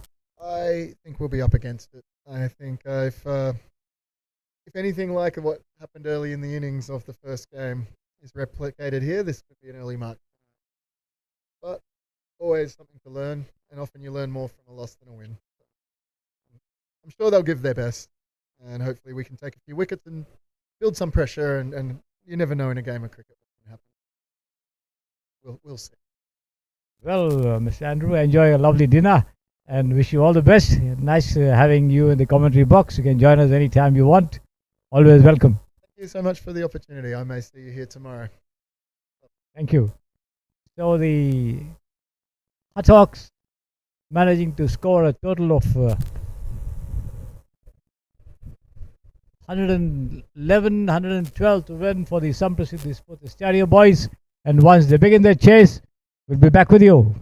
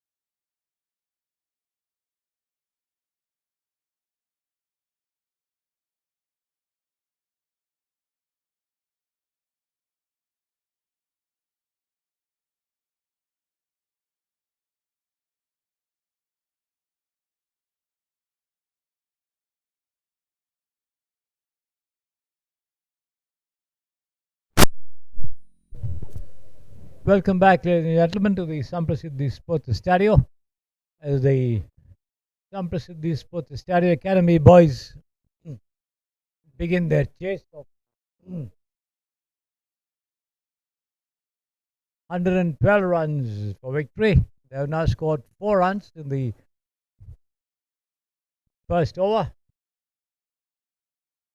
being bowled by Blake Allen Taylor, with the Hutt from New Zealand losing wickets at regular intervals, were not able to go past the 111 runs that they put on the board.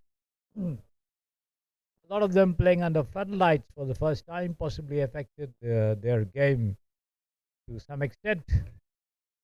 Nevertheless, they will certainly try to make the best of the opportunities that come their way to improve their skills playing under different conditions, as the bowlers will try to see if they can defend the total. But at the moment, the next delivery from Blake beating the batsman, the wicketkeeper, and going all the way down to the side screen for 4 byes,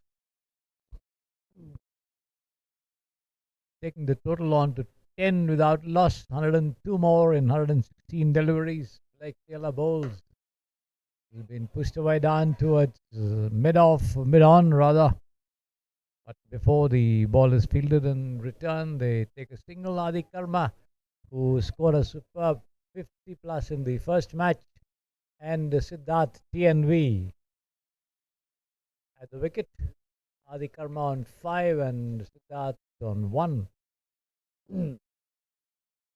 Adi, of course, playing a breezy knock in the first game. This time the ball hitting him on the pads, and a loud appeal for leg before. No, says the umpire. End of the over, 1 over gone, 11 runs in the over.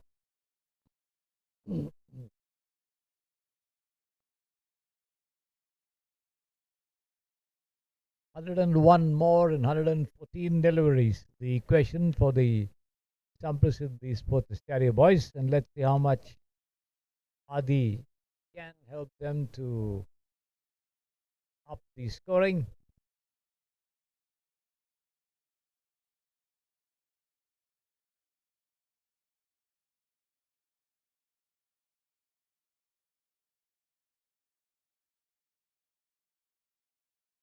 Let's see who's going to take charge of the bowling operation from the far end. That's the Samprasiddhi Sports Stereo end. The Hawks completely overhauling their batting lineup.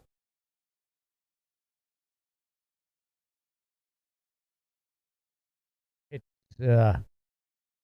Zach Harkness, the number 10 on your screen there, in charge of bowling operation. Right arm spinner.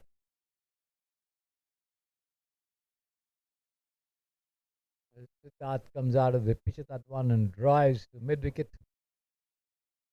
Fielded well there by Ashutosh Aryan, who dives to his left and takes the sting out of that shot there, but nevertheless the two of them cross over for a single.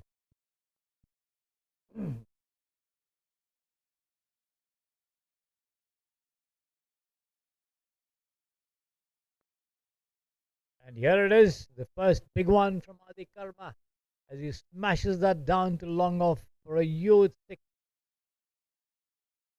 over the ropes. There you see the replay of that effortless shot there. Right delivery, and Adi into it. There he is, gets the distance and the height. The ball soars over the ropes for 6 runs. The next one, he tried to drive but missed it completely there. Lucky the ball missed the off stump as well.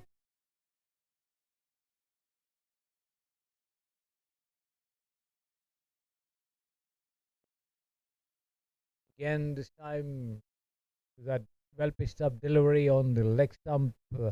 Adi moves across, takes it on the half volley and plays it against the line of the delivery there.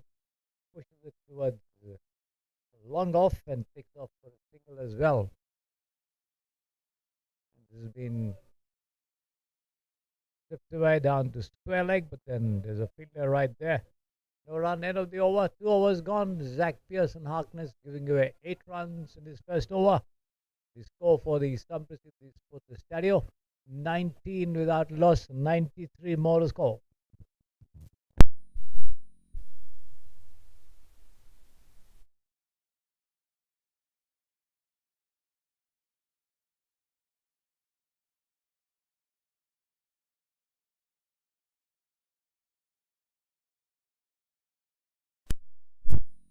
Blake Taylor once again in charge of the bowling operation.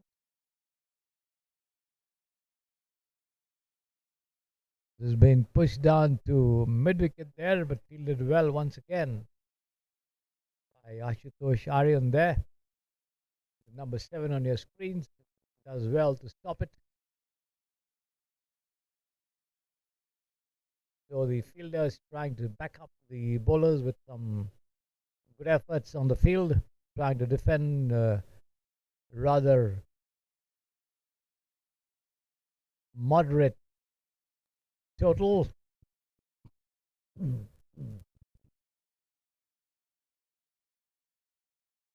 Samprasiddhi also ringing in a lot of changes in their playing 11, with some of them who played in the first game not in the lineup here for the second, giving others an opportunity to show their skills. So all of them getting opportunities to make the most of what they can. That is outside the off stump, and Siddharth allowing it to go through to the wicket keeper. Noah Gregory McConnell.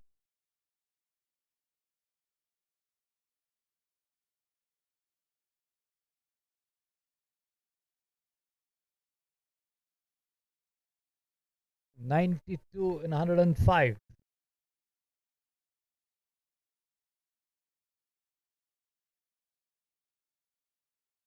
Once again, a good delivery outside the off stump, rising up the pitching. The batsman trying to push it along somewhere towards the point third man region, not quite getting a touch to it.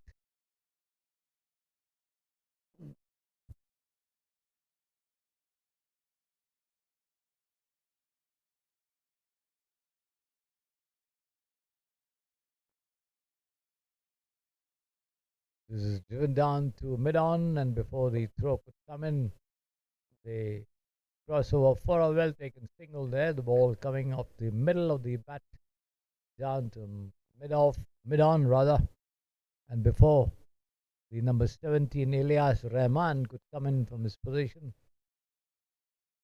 and pick it up and return it, they managed to cross over for a well taken single there. The ball backwards leg, 21 without loss.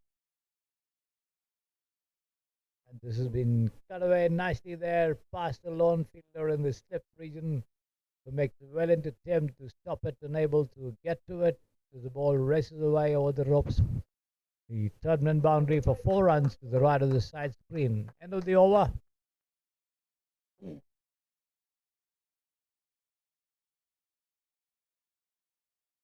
Three overs gone, 25 without loss. Adi Karma on 17 from 11, Siddharth on 3 from 7. 87 in 102. The equation for the Samprasiddhi Sports Stadio.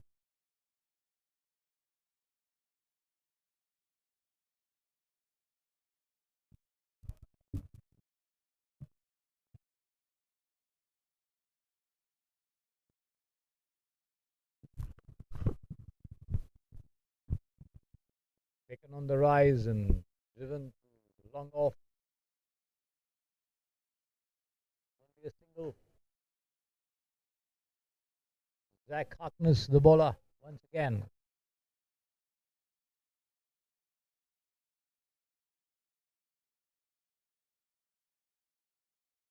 Zadi goes on his back foot and tries to secure it down towards the third man region. Succeeds in doing so, but straight to Xavier Robert, fielding at short third man. No run there.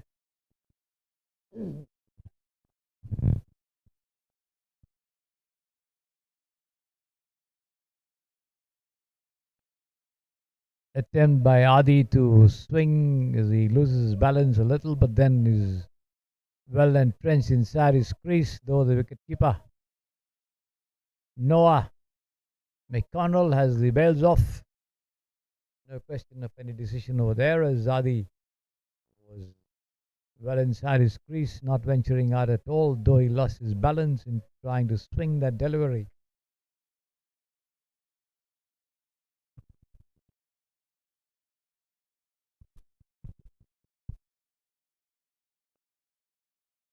Taken on the half volley and pulled away down towards long off there. We'll wait for the umpire signal and confirm the decision there.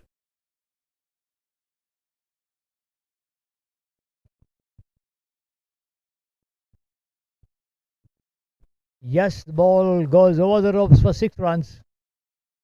The umpire confirming it with the fielder there. And once again, taken on the half volley and swung away down towards Wadish deep mid wicket. For runs again there.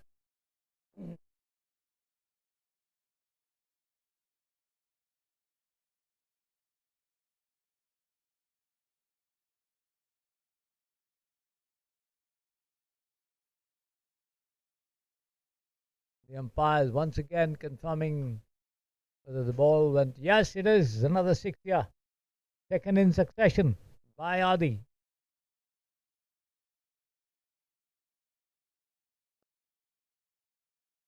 And again, the third one. 3 sixes in a row. Adi once again on fire as he had done in the first innings. There it is. As he goes down and plays it across the line, takes the 6th outer edge as the ball lobs over the deep extra cover fence for 6 runs. So 3 sixes in a row, yeah. Zach Pearson Harkness giving away 27 runs in the 2 overs that he's bowled. And the Samprasiddhi Sports career going up to 44 without loss after 4 overs. So the current run rate is 11 runs an over, and the requirement 68 at 4.25 an over in 96 deliveries. So certainly the home team pressing the accelerator and trying to hasten up the proceedings. Adi Karma in particular in great form in this match.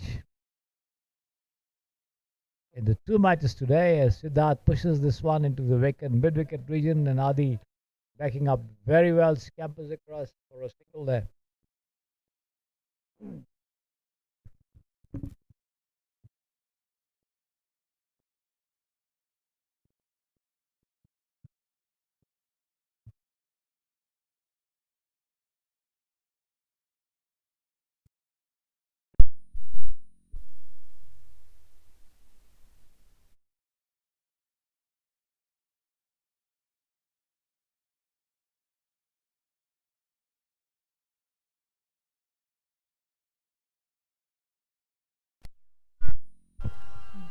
Blake, Alan Taylor coming up with a good delivery, out pitching on the off stump, and there is the replay there of that effort.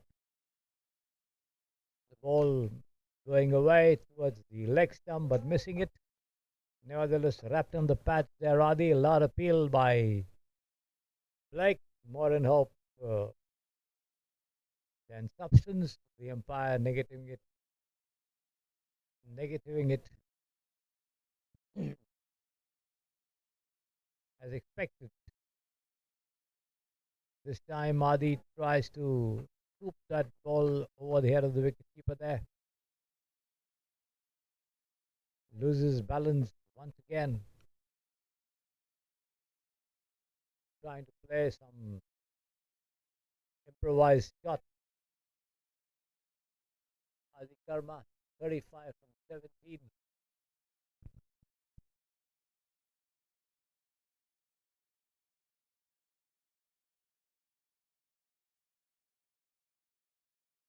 Rising delivery as Adi rises to his full height and pushes it down towards the third man.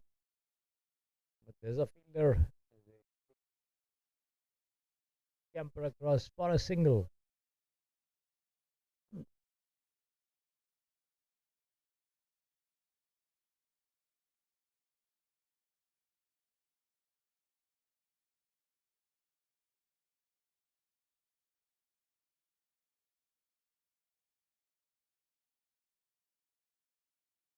That turns this one down towards square leg, runs in this there, the ball running down towards the ropes. But the fielder chasing it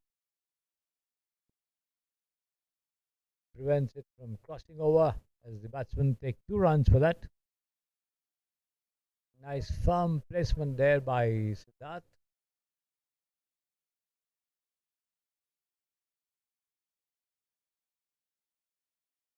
Who's on 7 from 10 with Adi Karma doing most of the hitting.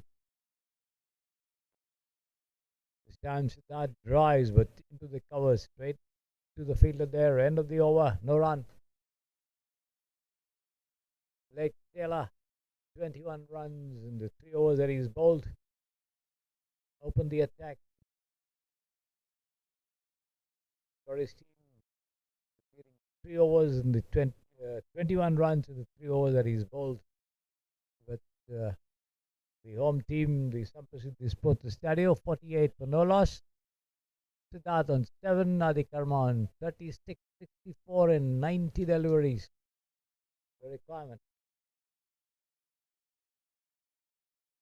Let's see if there's going to be a bowling change. No, it looks as though it's going to be Zach Harkness to continue.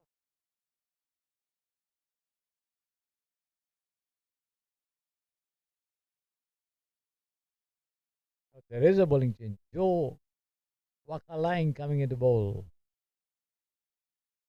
The player who opened the innings for the Hutt in the first match.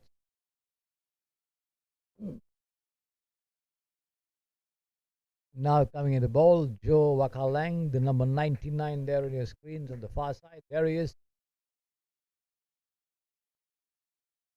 And this is again top down the ground there.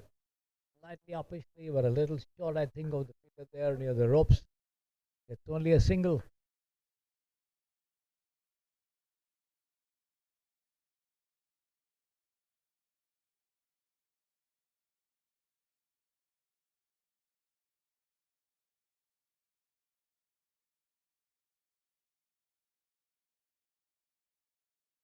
Good delivery this time. The ball coming into the batsman from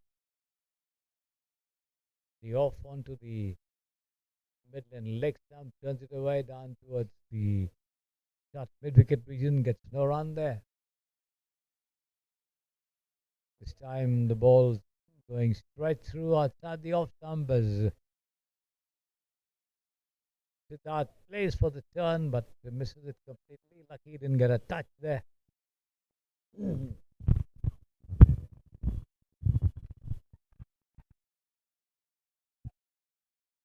this time he's bowled him. Once again beaten there, Siddharth.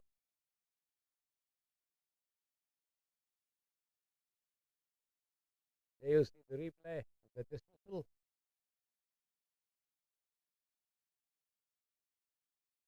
There it is.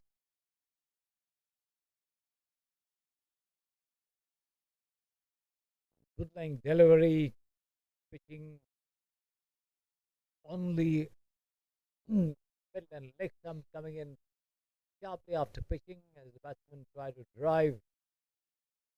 Not getting anywhere in line with that ball. Beaten by the bounce slightly, I think. Didn't expect it to come up so much, but it did and knocked the middle and leg stump. So the Samprasiddhi Sports Stadium lose their first wicket, 49 for 1.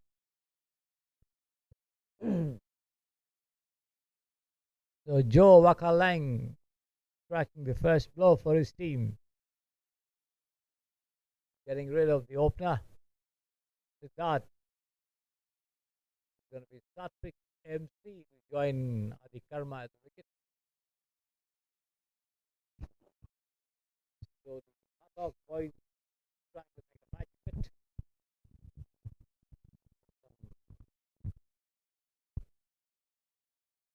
Tight fielding and bowling.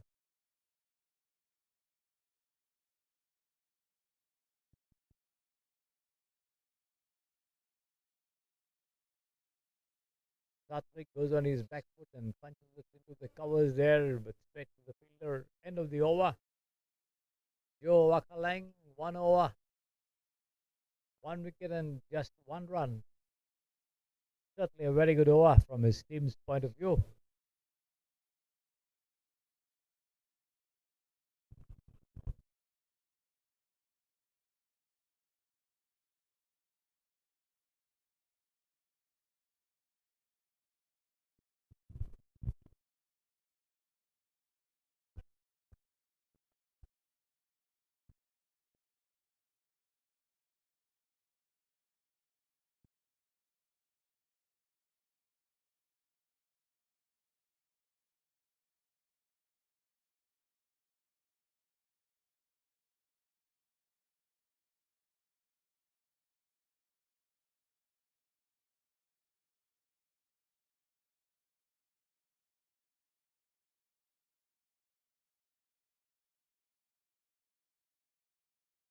Blake Taylor once again in charge of the bowling operations, bowling his 4th over.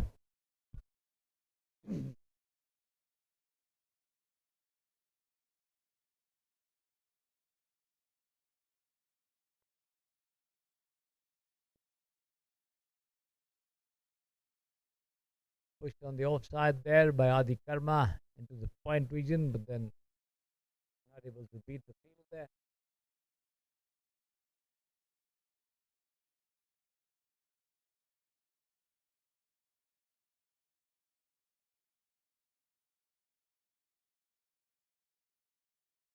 Nine.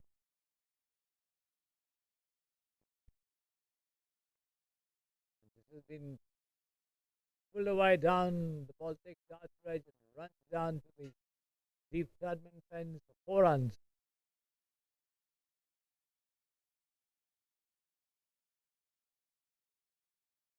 There you see the replay once again.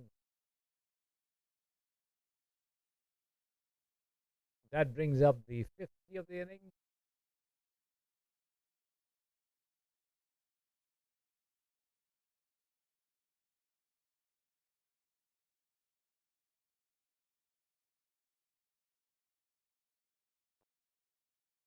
This time Adi takes it on the rise and he's out there, caught exactly on the boundary line there by the number 17 on your screen there, Ilyas Rahman. Got the height but not the distance. And Adi Karma walks back after scoring 37 runs in 23 deliveries. So the Hutt Hawks once again fighting back to get rid of the dangerous Adi Karma. There you see it. Got to the pitch of that one and flicked it, but wasn't able to impart much power to it, and the ball rose and landed into the hands of the fielder stationed just inside the boundary line at long on.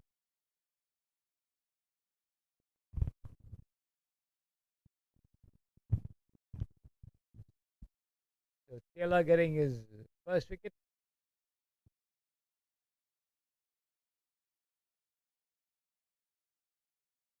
As the New Zealanders still try to make a match of it.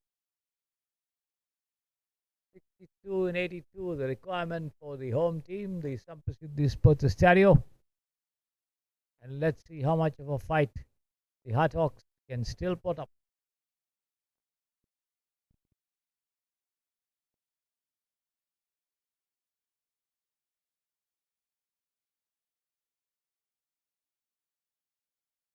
Nice delivery there from Blake. Over pitched right up to the block hole of the batsman, who finds it a little difficult to fend it off, manages to push the ball, takes the bottom edge and lobs just near the wicket. Areen, the new man coming in at the fall of that wicket. Didn't do much in the first game. Was out rather early.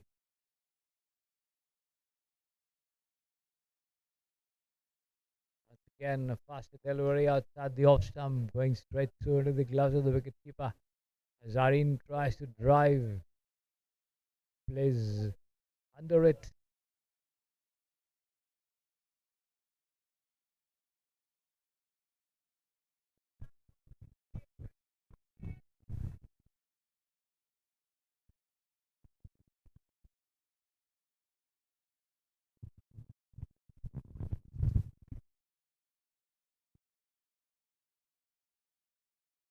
This time Marin gets a thick outer edge as the ball trickles down towards the third man for a single.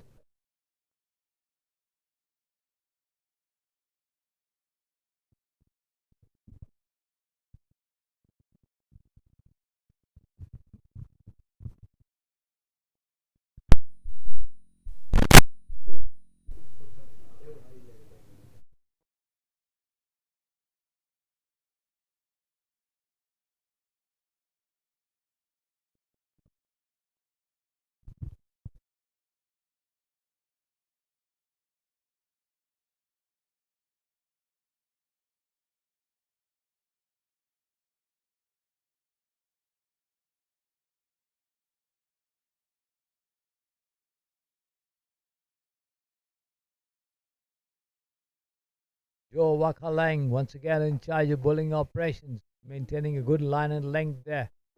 The youngster.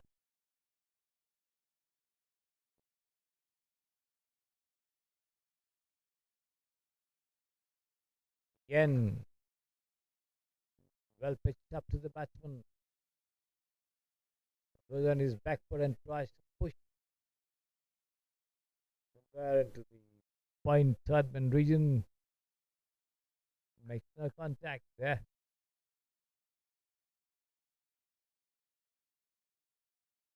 He plays it across the line of that delivery and swings it down towards the mid wicket region, but then again can't beat the field. Things quieting down after the departure of Adi Karma.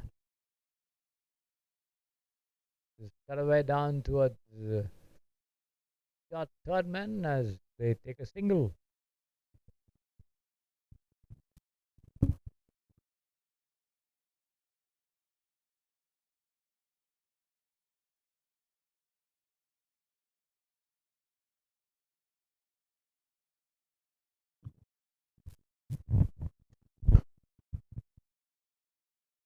Firmly struck there through the cap there, too long off for 4 runs.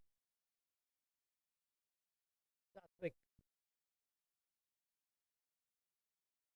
getting to the pitch of that delivery and timing his stroke very well. That off drive as the ball raced away between extra cover and mid off for 4 runs.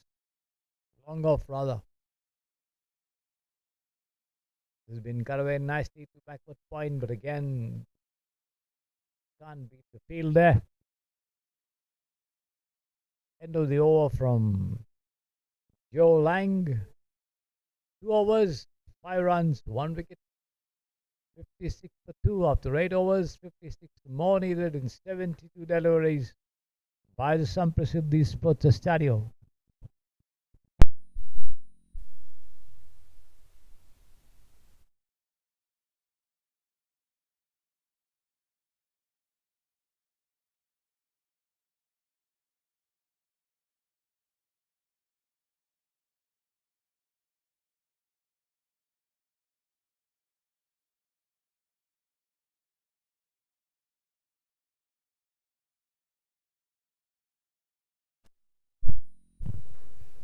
Looks like there's a bowling change here at the pavilion end.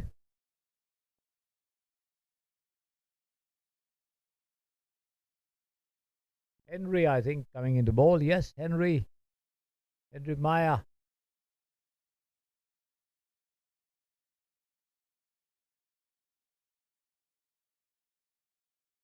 The number 3 on your screens, as you can see, goes away from us and bowls. Right arm over the wicket, being paddled down towards long off and runs in this year as the ball rolls over the ropes just out of the commentary box here at long on for 4 runs.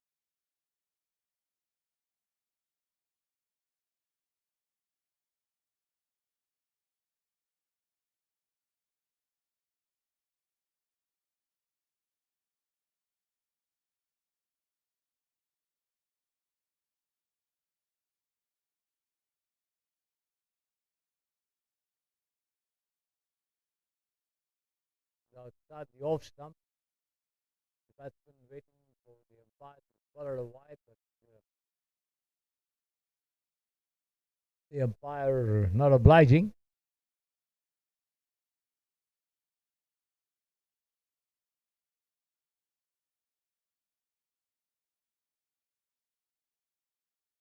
Once again, firm shot there to mid off. They take one as the ball ricochets off the fielder there, giving them the chance to go through for a second run. That's Zach Harkness there. Stiff shot. The fielder can't be blamed for giving away another run as the ball was quite powerfully struck.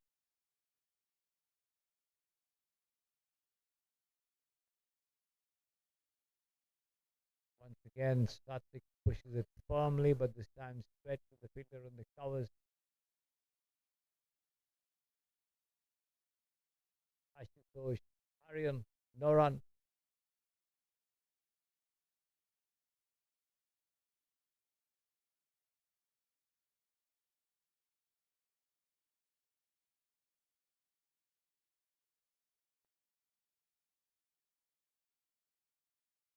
Once again into the covers, but this time to Joe Lang, stationed there. Matt Henry.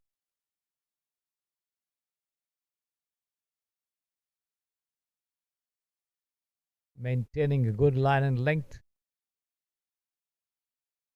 This is turned away past the square leg umpire. They won't get more than a single as the fielder comes charging in from a deeper position to pick it up and return. End of the over.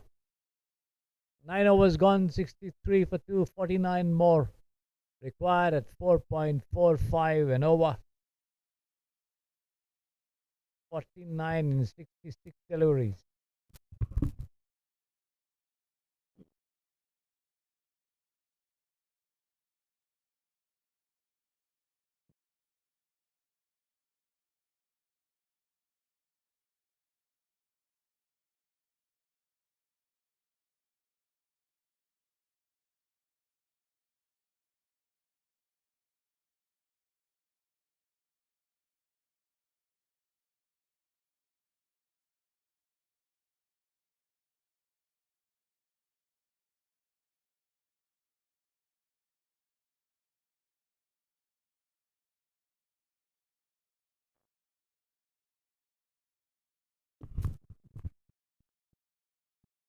Joe Lang back into the attack and has been picked up on the half volley and swung over long off for a huge 6, long on rather for another 6 here. By Aaron, who goes up to 14 from 14. You see the replay. There it is, picked up on the rise.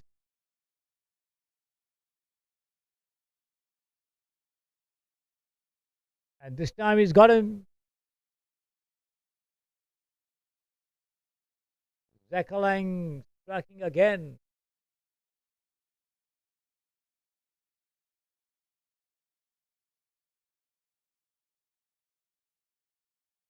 There you see that ball pitching on the leg and middle and coming into the batsman. The batsman playing across, missing it completely and having his off stump picked back.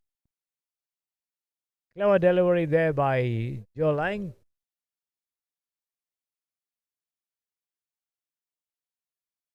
got his second wicket,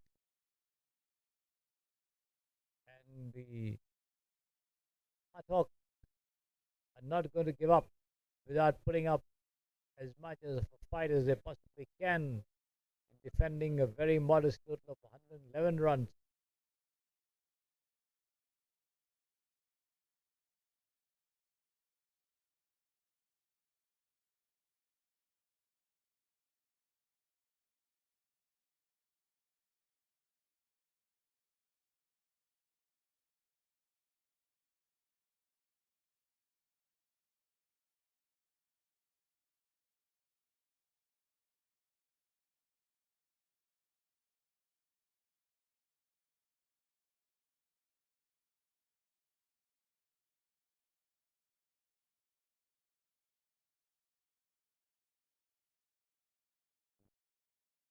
Raghav Agarwal coming in at the fall of that wicket drives this one square of the wicket there towards point, gets a single to get off the mark for the very first ball that he's faced. 70 for 3, the total for the home team, the Samprasiddhi Sports Stadio.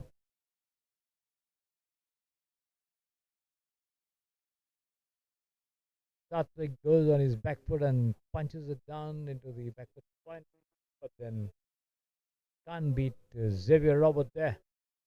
Gets no run.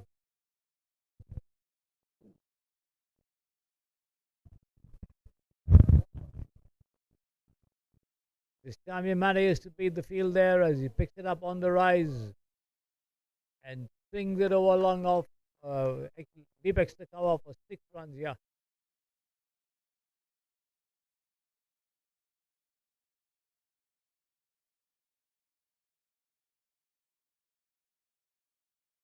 You see it. Ball just rolling over the ropes for 6 runs. 76 for 3.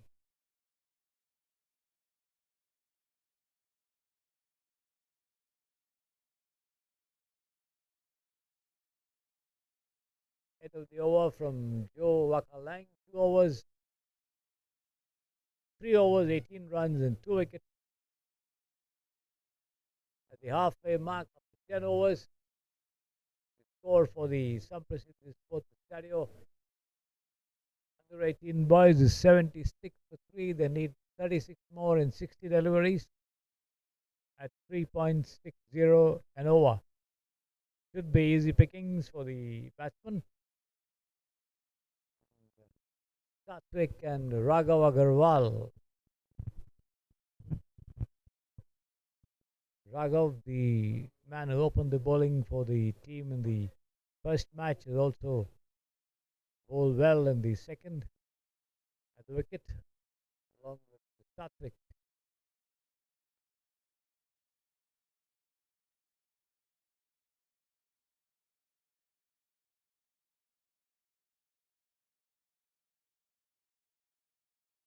Satvik tries to turn this one from Henry towards the square, not quite getting hold of that flick there. Fielded and returned back to the bowler.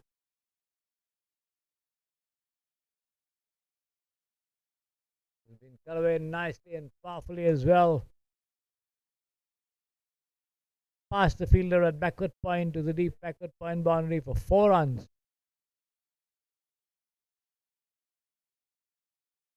There it is. Outside the off stump and off the back foot to the batsman, imparting a lot of power to beat the fielder there at backward point as the ball raced away over the ropes for 4 runs. 80 for 3. Raghav Agarwal on 5 with that boundary.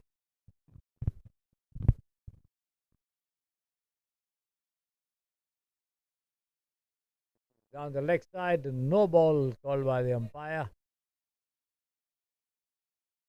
1 more run, total 81 for 3 and a free hit coming up as well. Let's see how much Raghav can do with this free hit.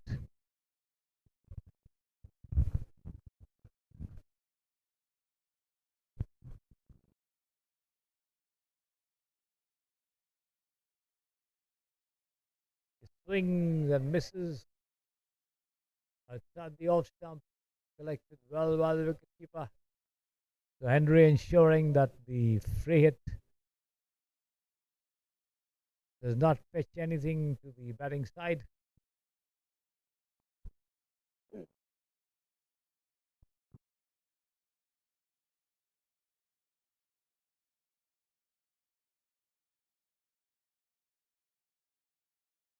This is down the leg side, wide, called by the umpire.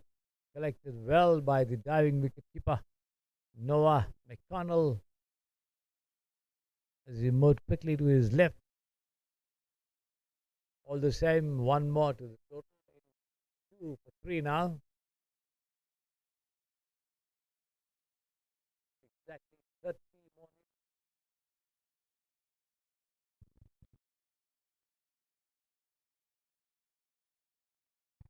And this time he's got him.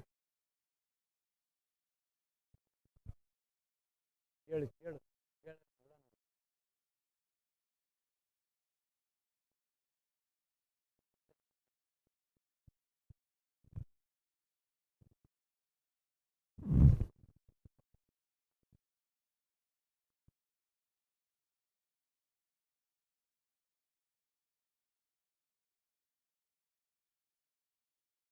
See that dismissal there? Nice return catch picked up there by Henry as the batsman came forward and drove uppishly. And the bowler on his follow through, making no mistake there.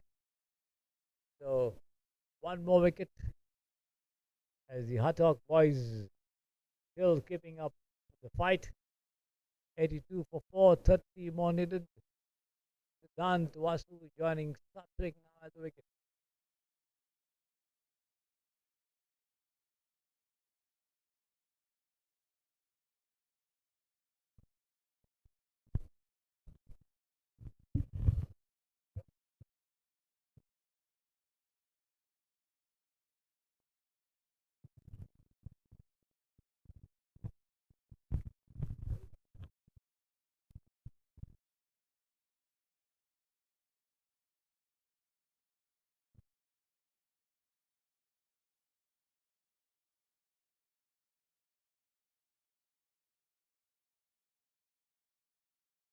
Down the leg side again, and another wide call by the umpire.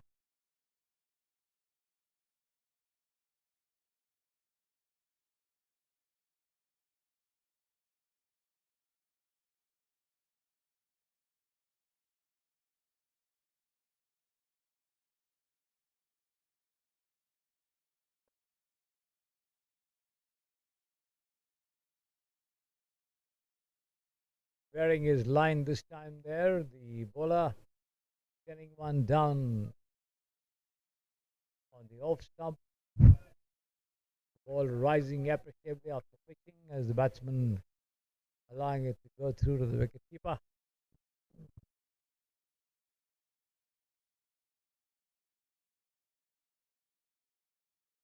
This has been swung away down towards the deep square leg, and that's 4 runs.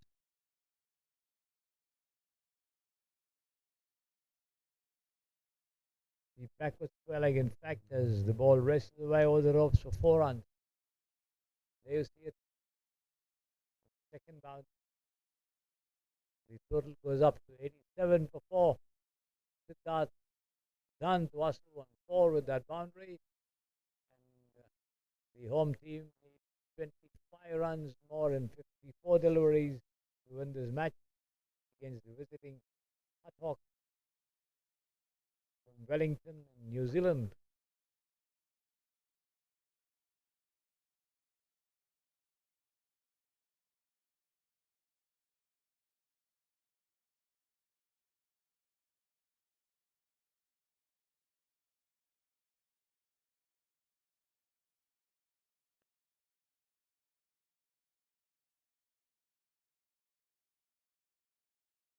Low pitch swung away down the offside. So just a single there.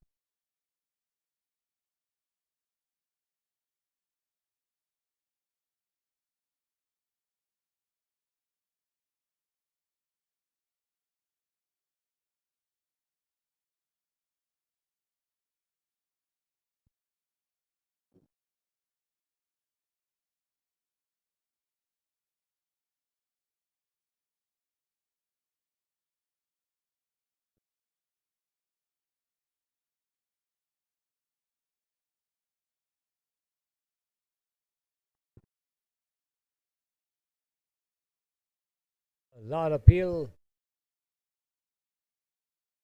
by almost the entire team there. Possible like before, no, says the umpire.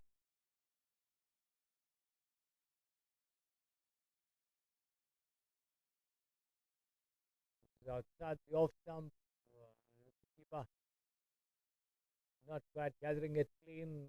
They take a single as the ball trickles down towards the silly point region, and then an overthrow comes their way. They cross over for the second run as well, taking the total on to 90 for 4. 22 more needed.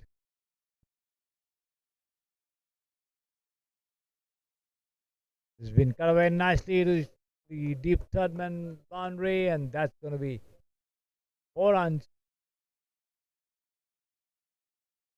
A delicate outer edge, and the ball raced away to the ropes for 4 runs. Xavier Robert, number 24, not able to get to it.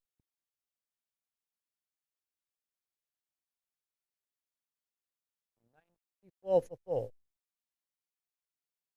18 more required.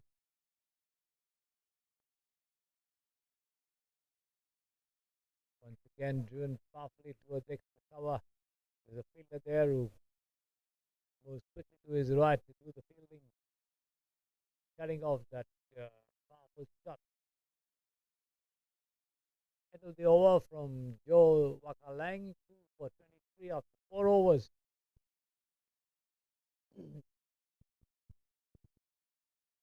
94 for 4, 18 more needed in 48 deliveries by Samprasiddhi Sports Stadio.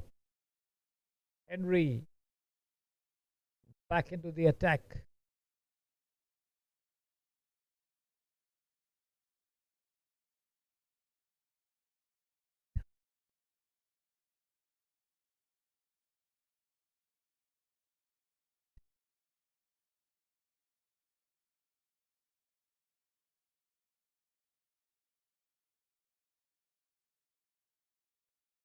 Full toss, punched away over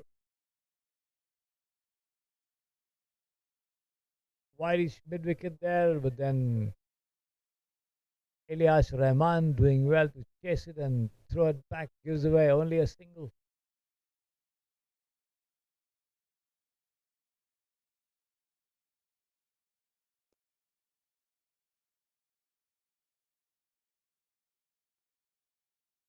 Once again, the ball taking the outer edge and running down towards the cover there again, just a single.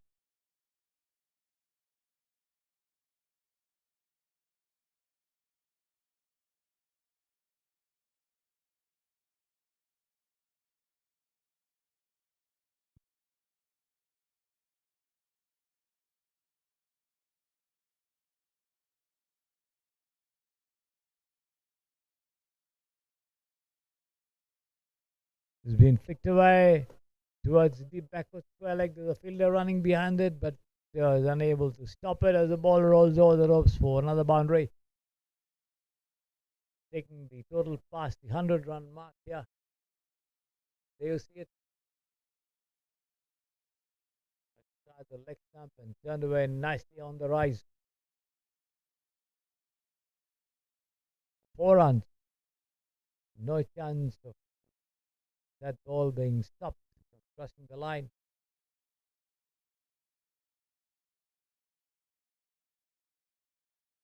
Hundred for 10 runs to go. That wide delivery called by the umpire.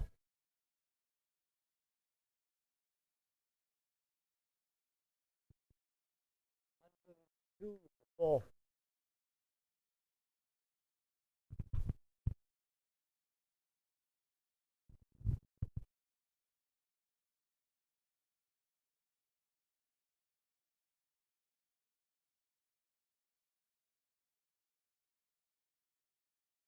Hard and firm, but can't beat the fielder on the covers there. That delivery outside the off stump.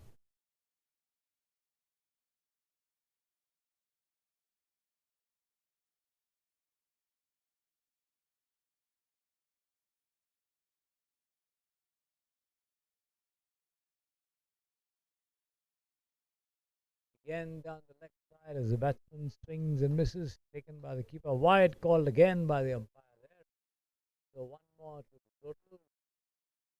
103 for 4, just 9 more to go.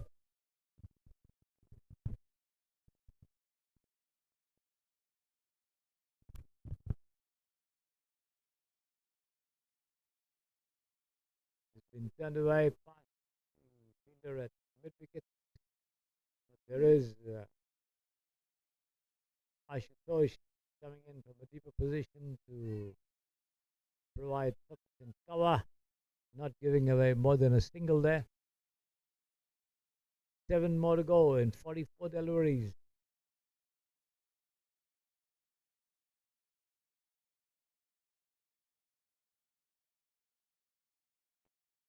And this is taken on the full and swung away over wide deep mid wicket for a huge 6 over here. So that brings the two teams on level, with Samprasiddhi for the stereo now on 111 and just need the winning run to complete their second victory over the Hutt from Wellington, New Zealand in this cricket series between these two teams, the under 18 boys from both sides.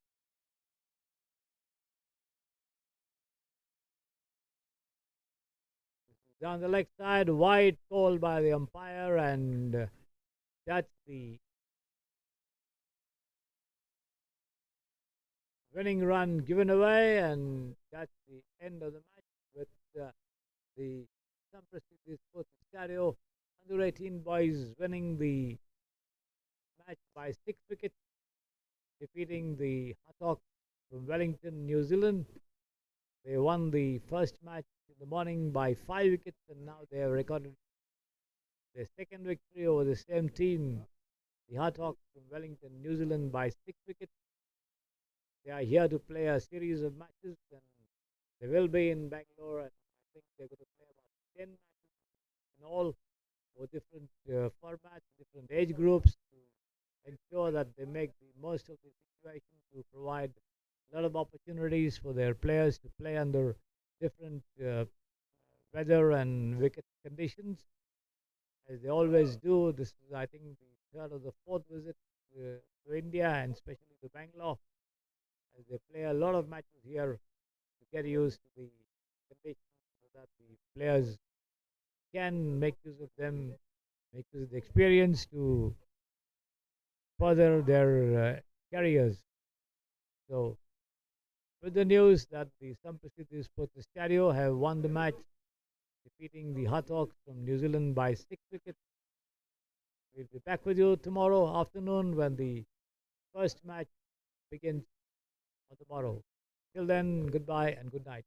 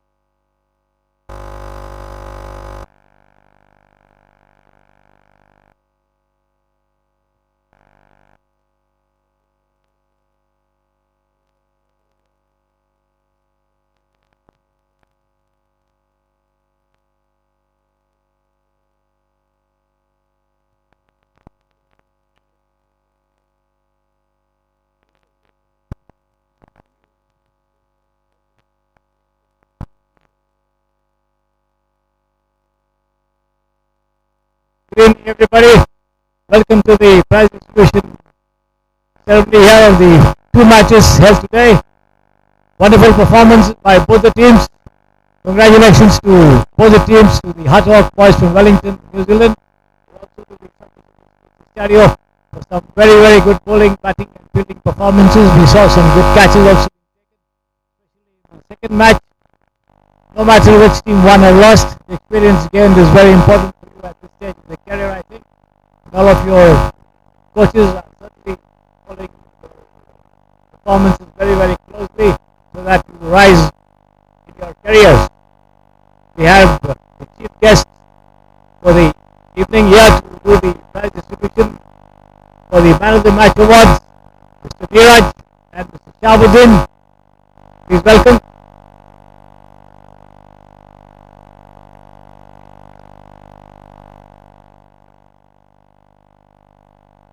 The Man of the Match to the first match. Any guesses? Adi Karma, 51 and 26 deliveries. Excellent batting. Congratulations.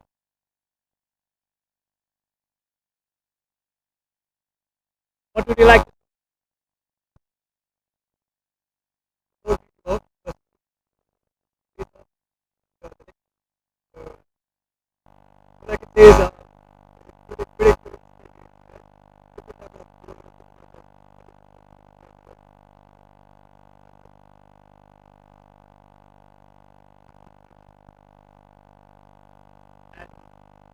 Who do you think is going to be the man of the match here? The Hawks. David Robert. 3 wickets with a splendid bowling performance.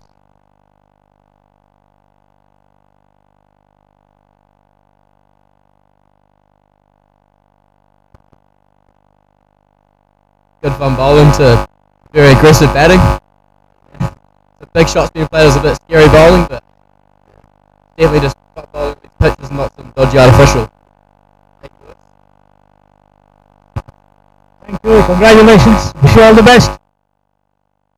The man of the match from the Samprasiddhi for the second match. Any guesses? Samrat. Yes, of course. Fine bowling performance. 4 wickets, 35 runs, 4 overs. Shahabuddin to do the honours.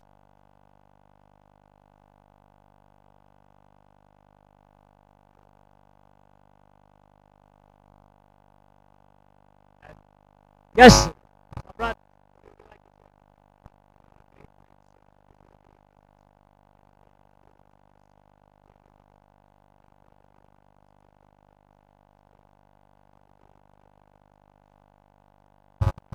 Congratulations. And from the Hutt, Joe Wakalang. Splendid bowling performance again. 4 wickets.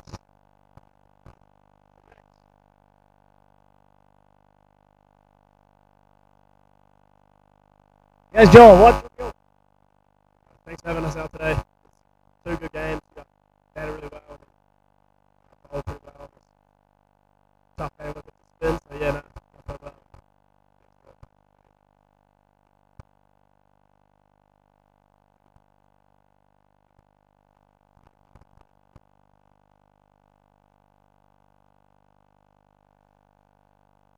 For the captains, please come over here for a minute.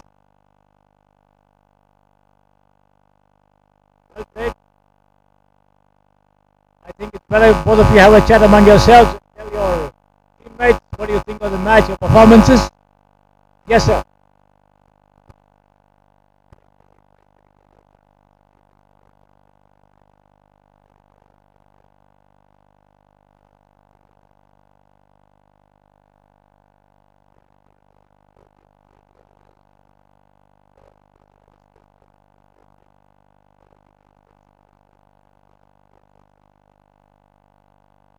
Who, according to you, was their best player?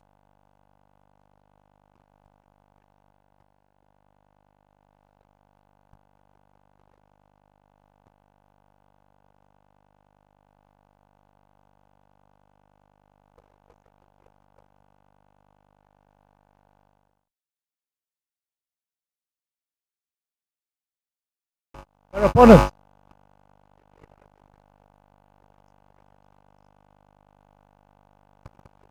luck to both of you for the next matches. Thank you.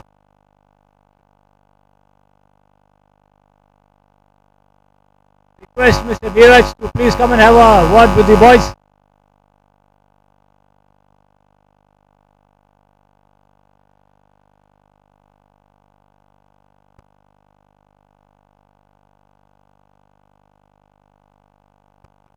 Thank you very much. Thanks for thank you so much for all the work you've done for our boys and giving them the opportunity to of course use your ground and facilities to play against of course the best players you've got.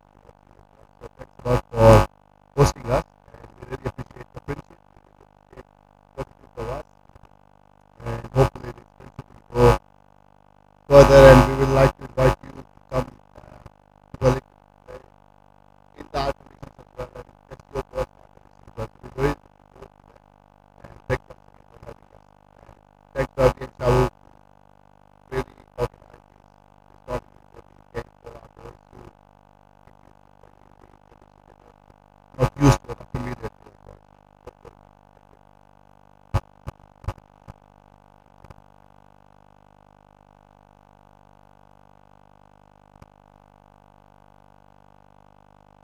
Yes, Shabuddin, welcome.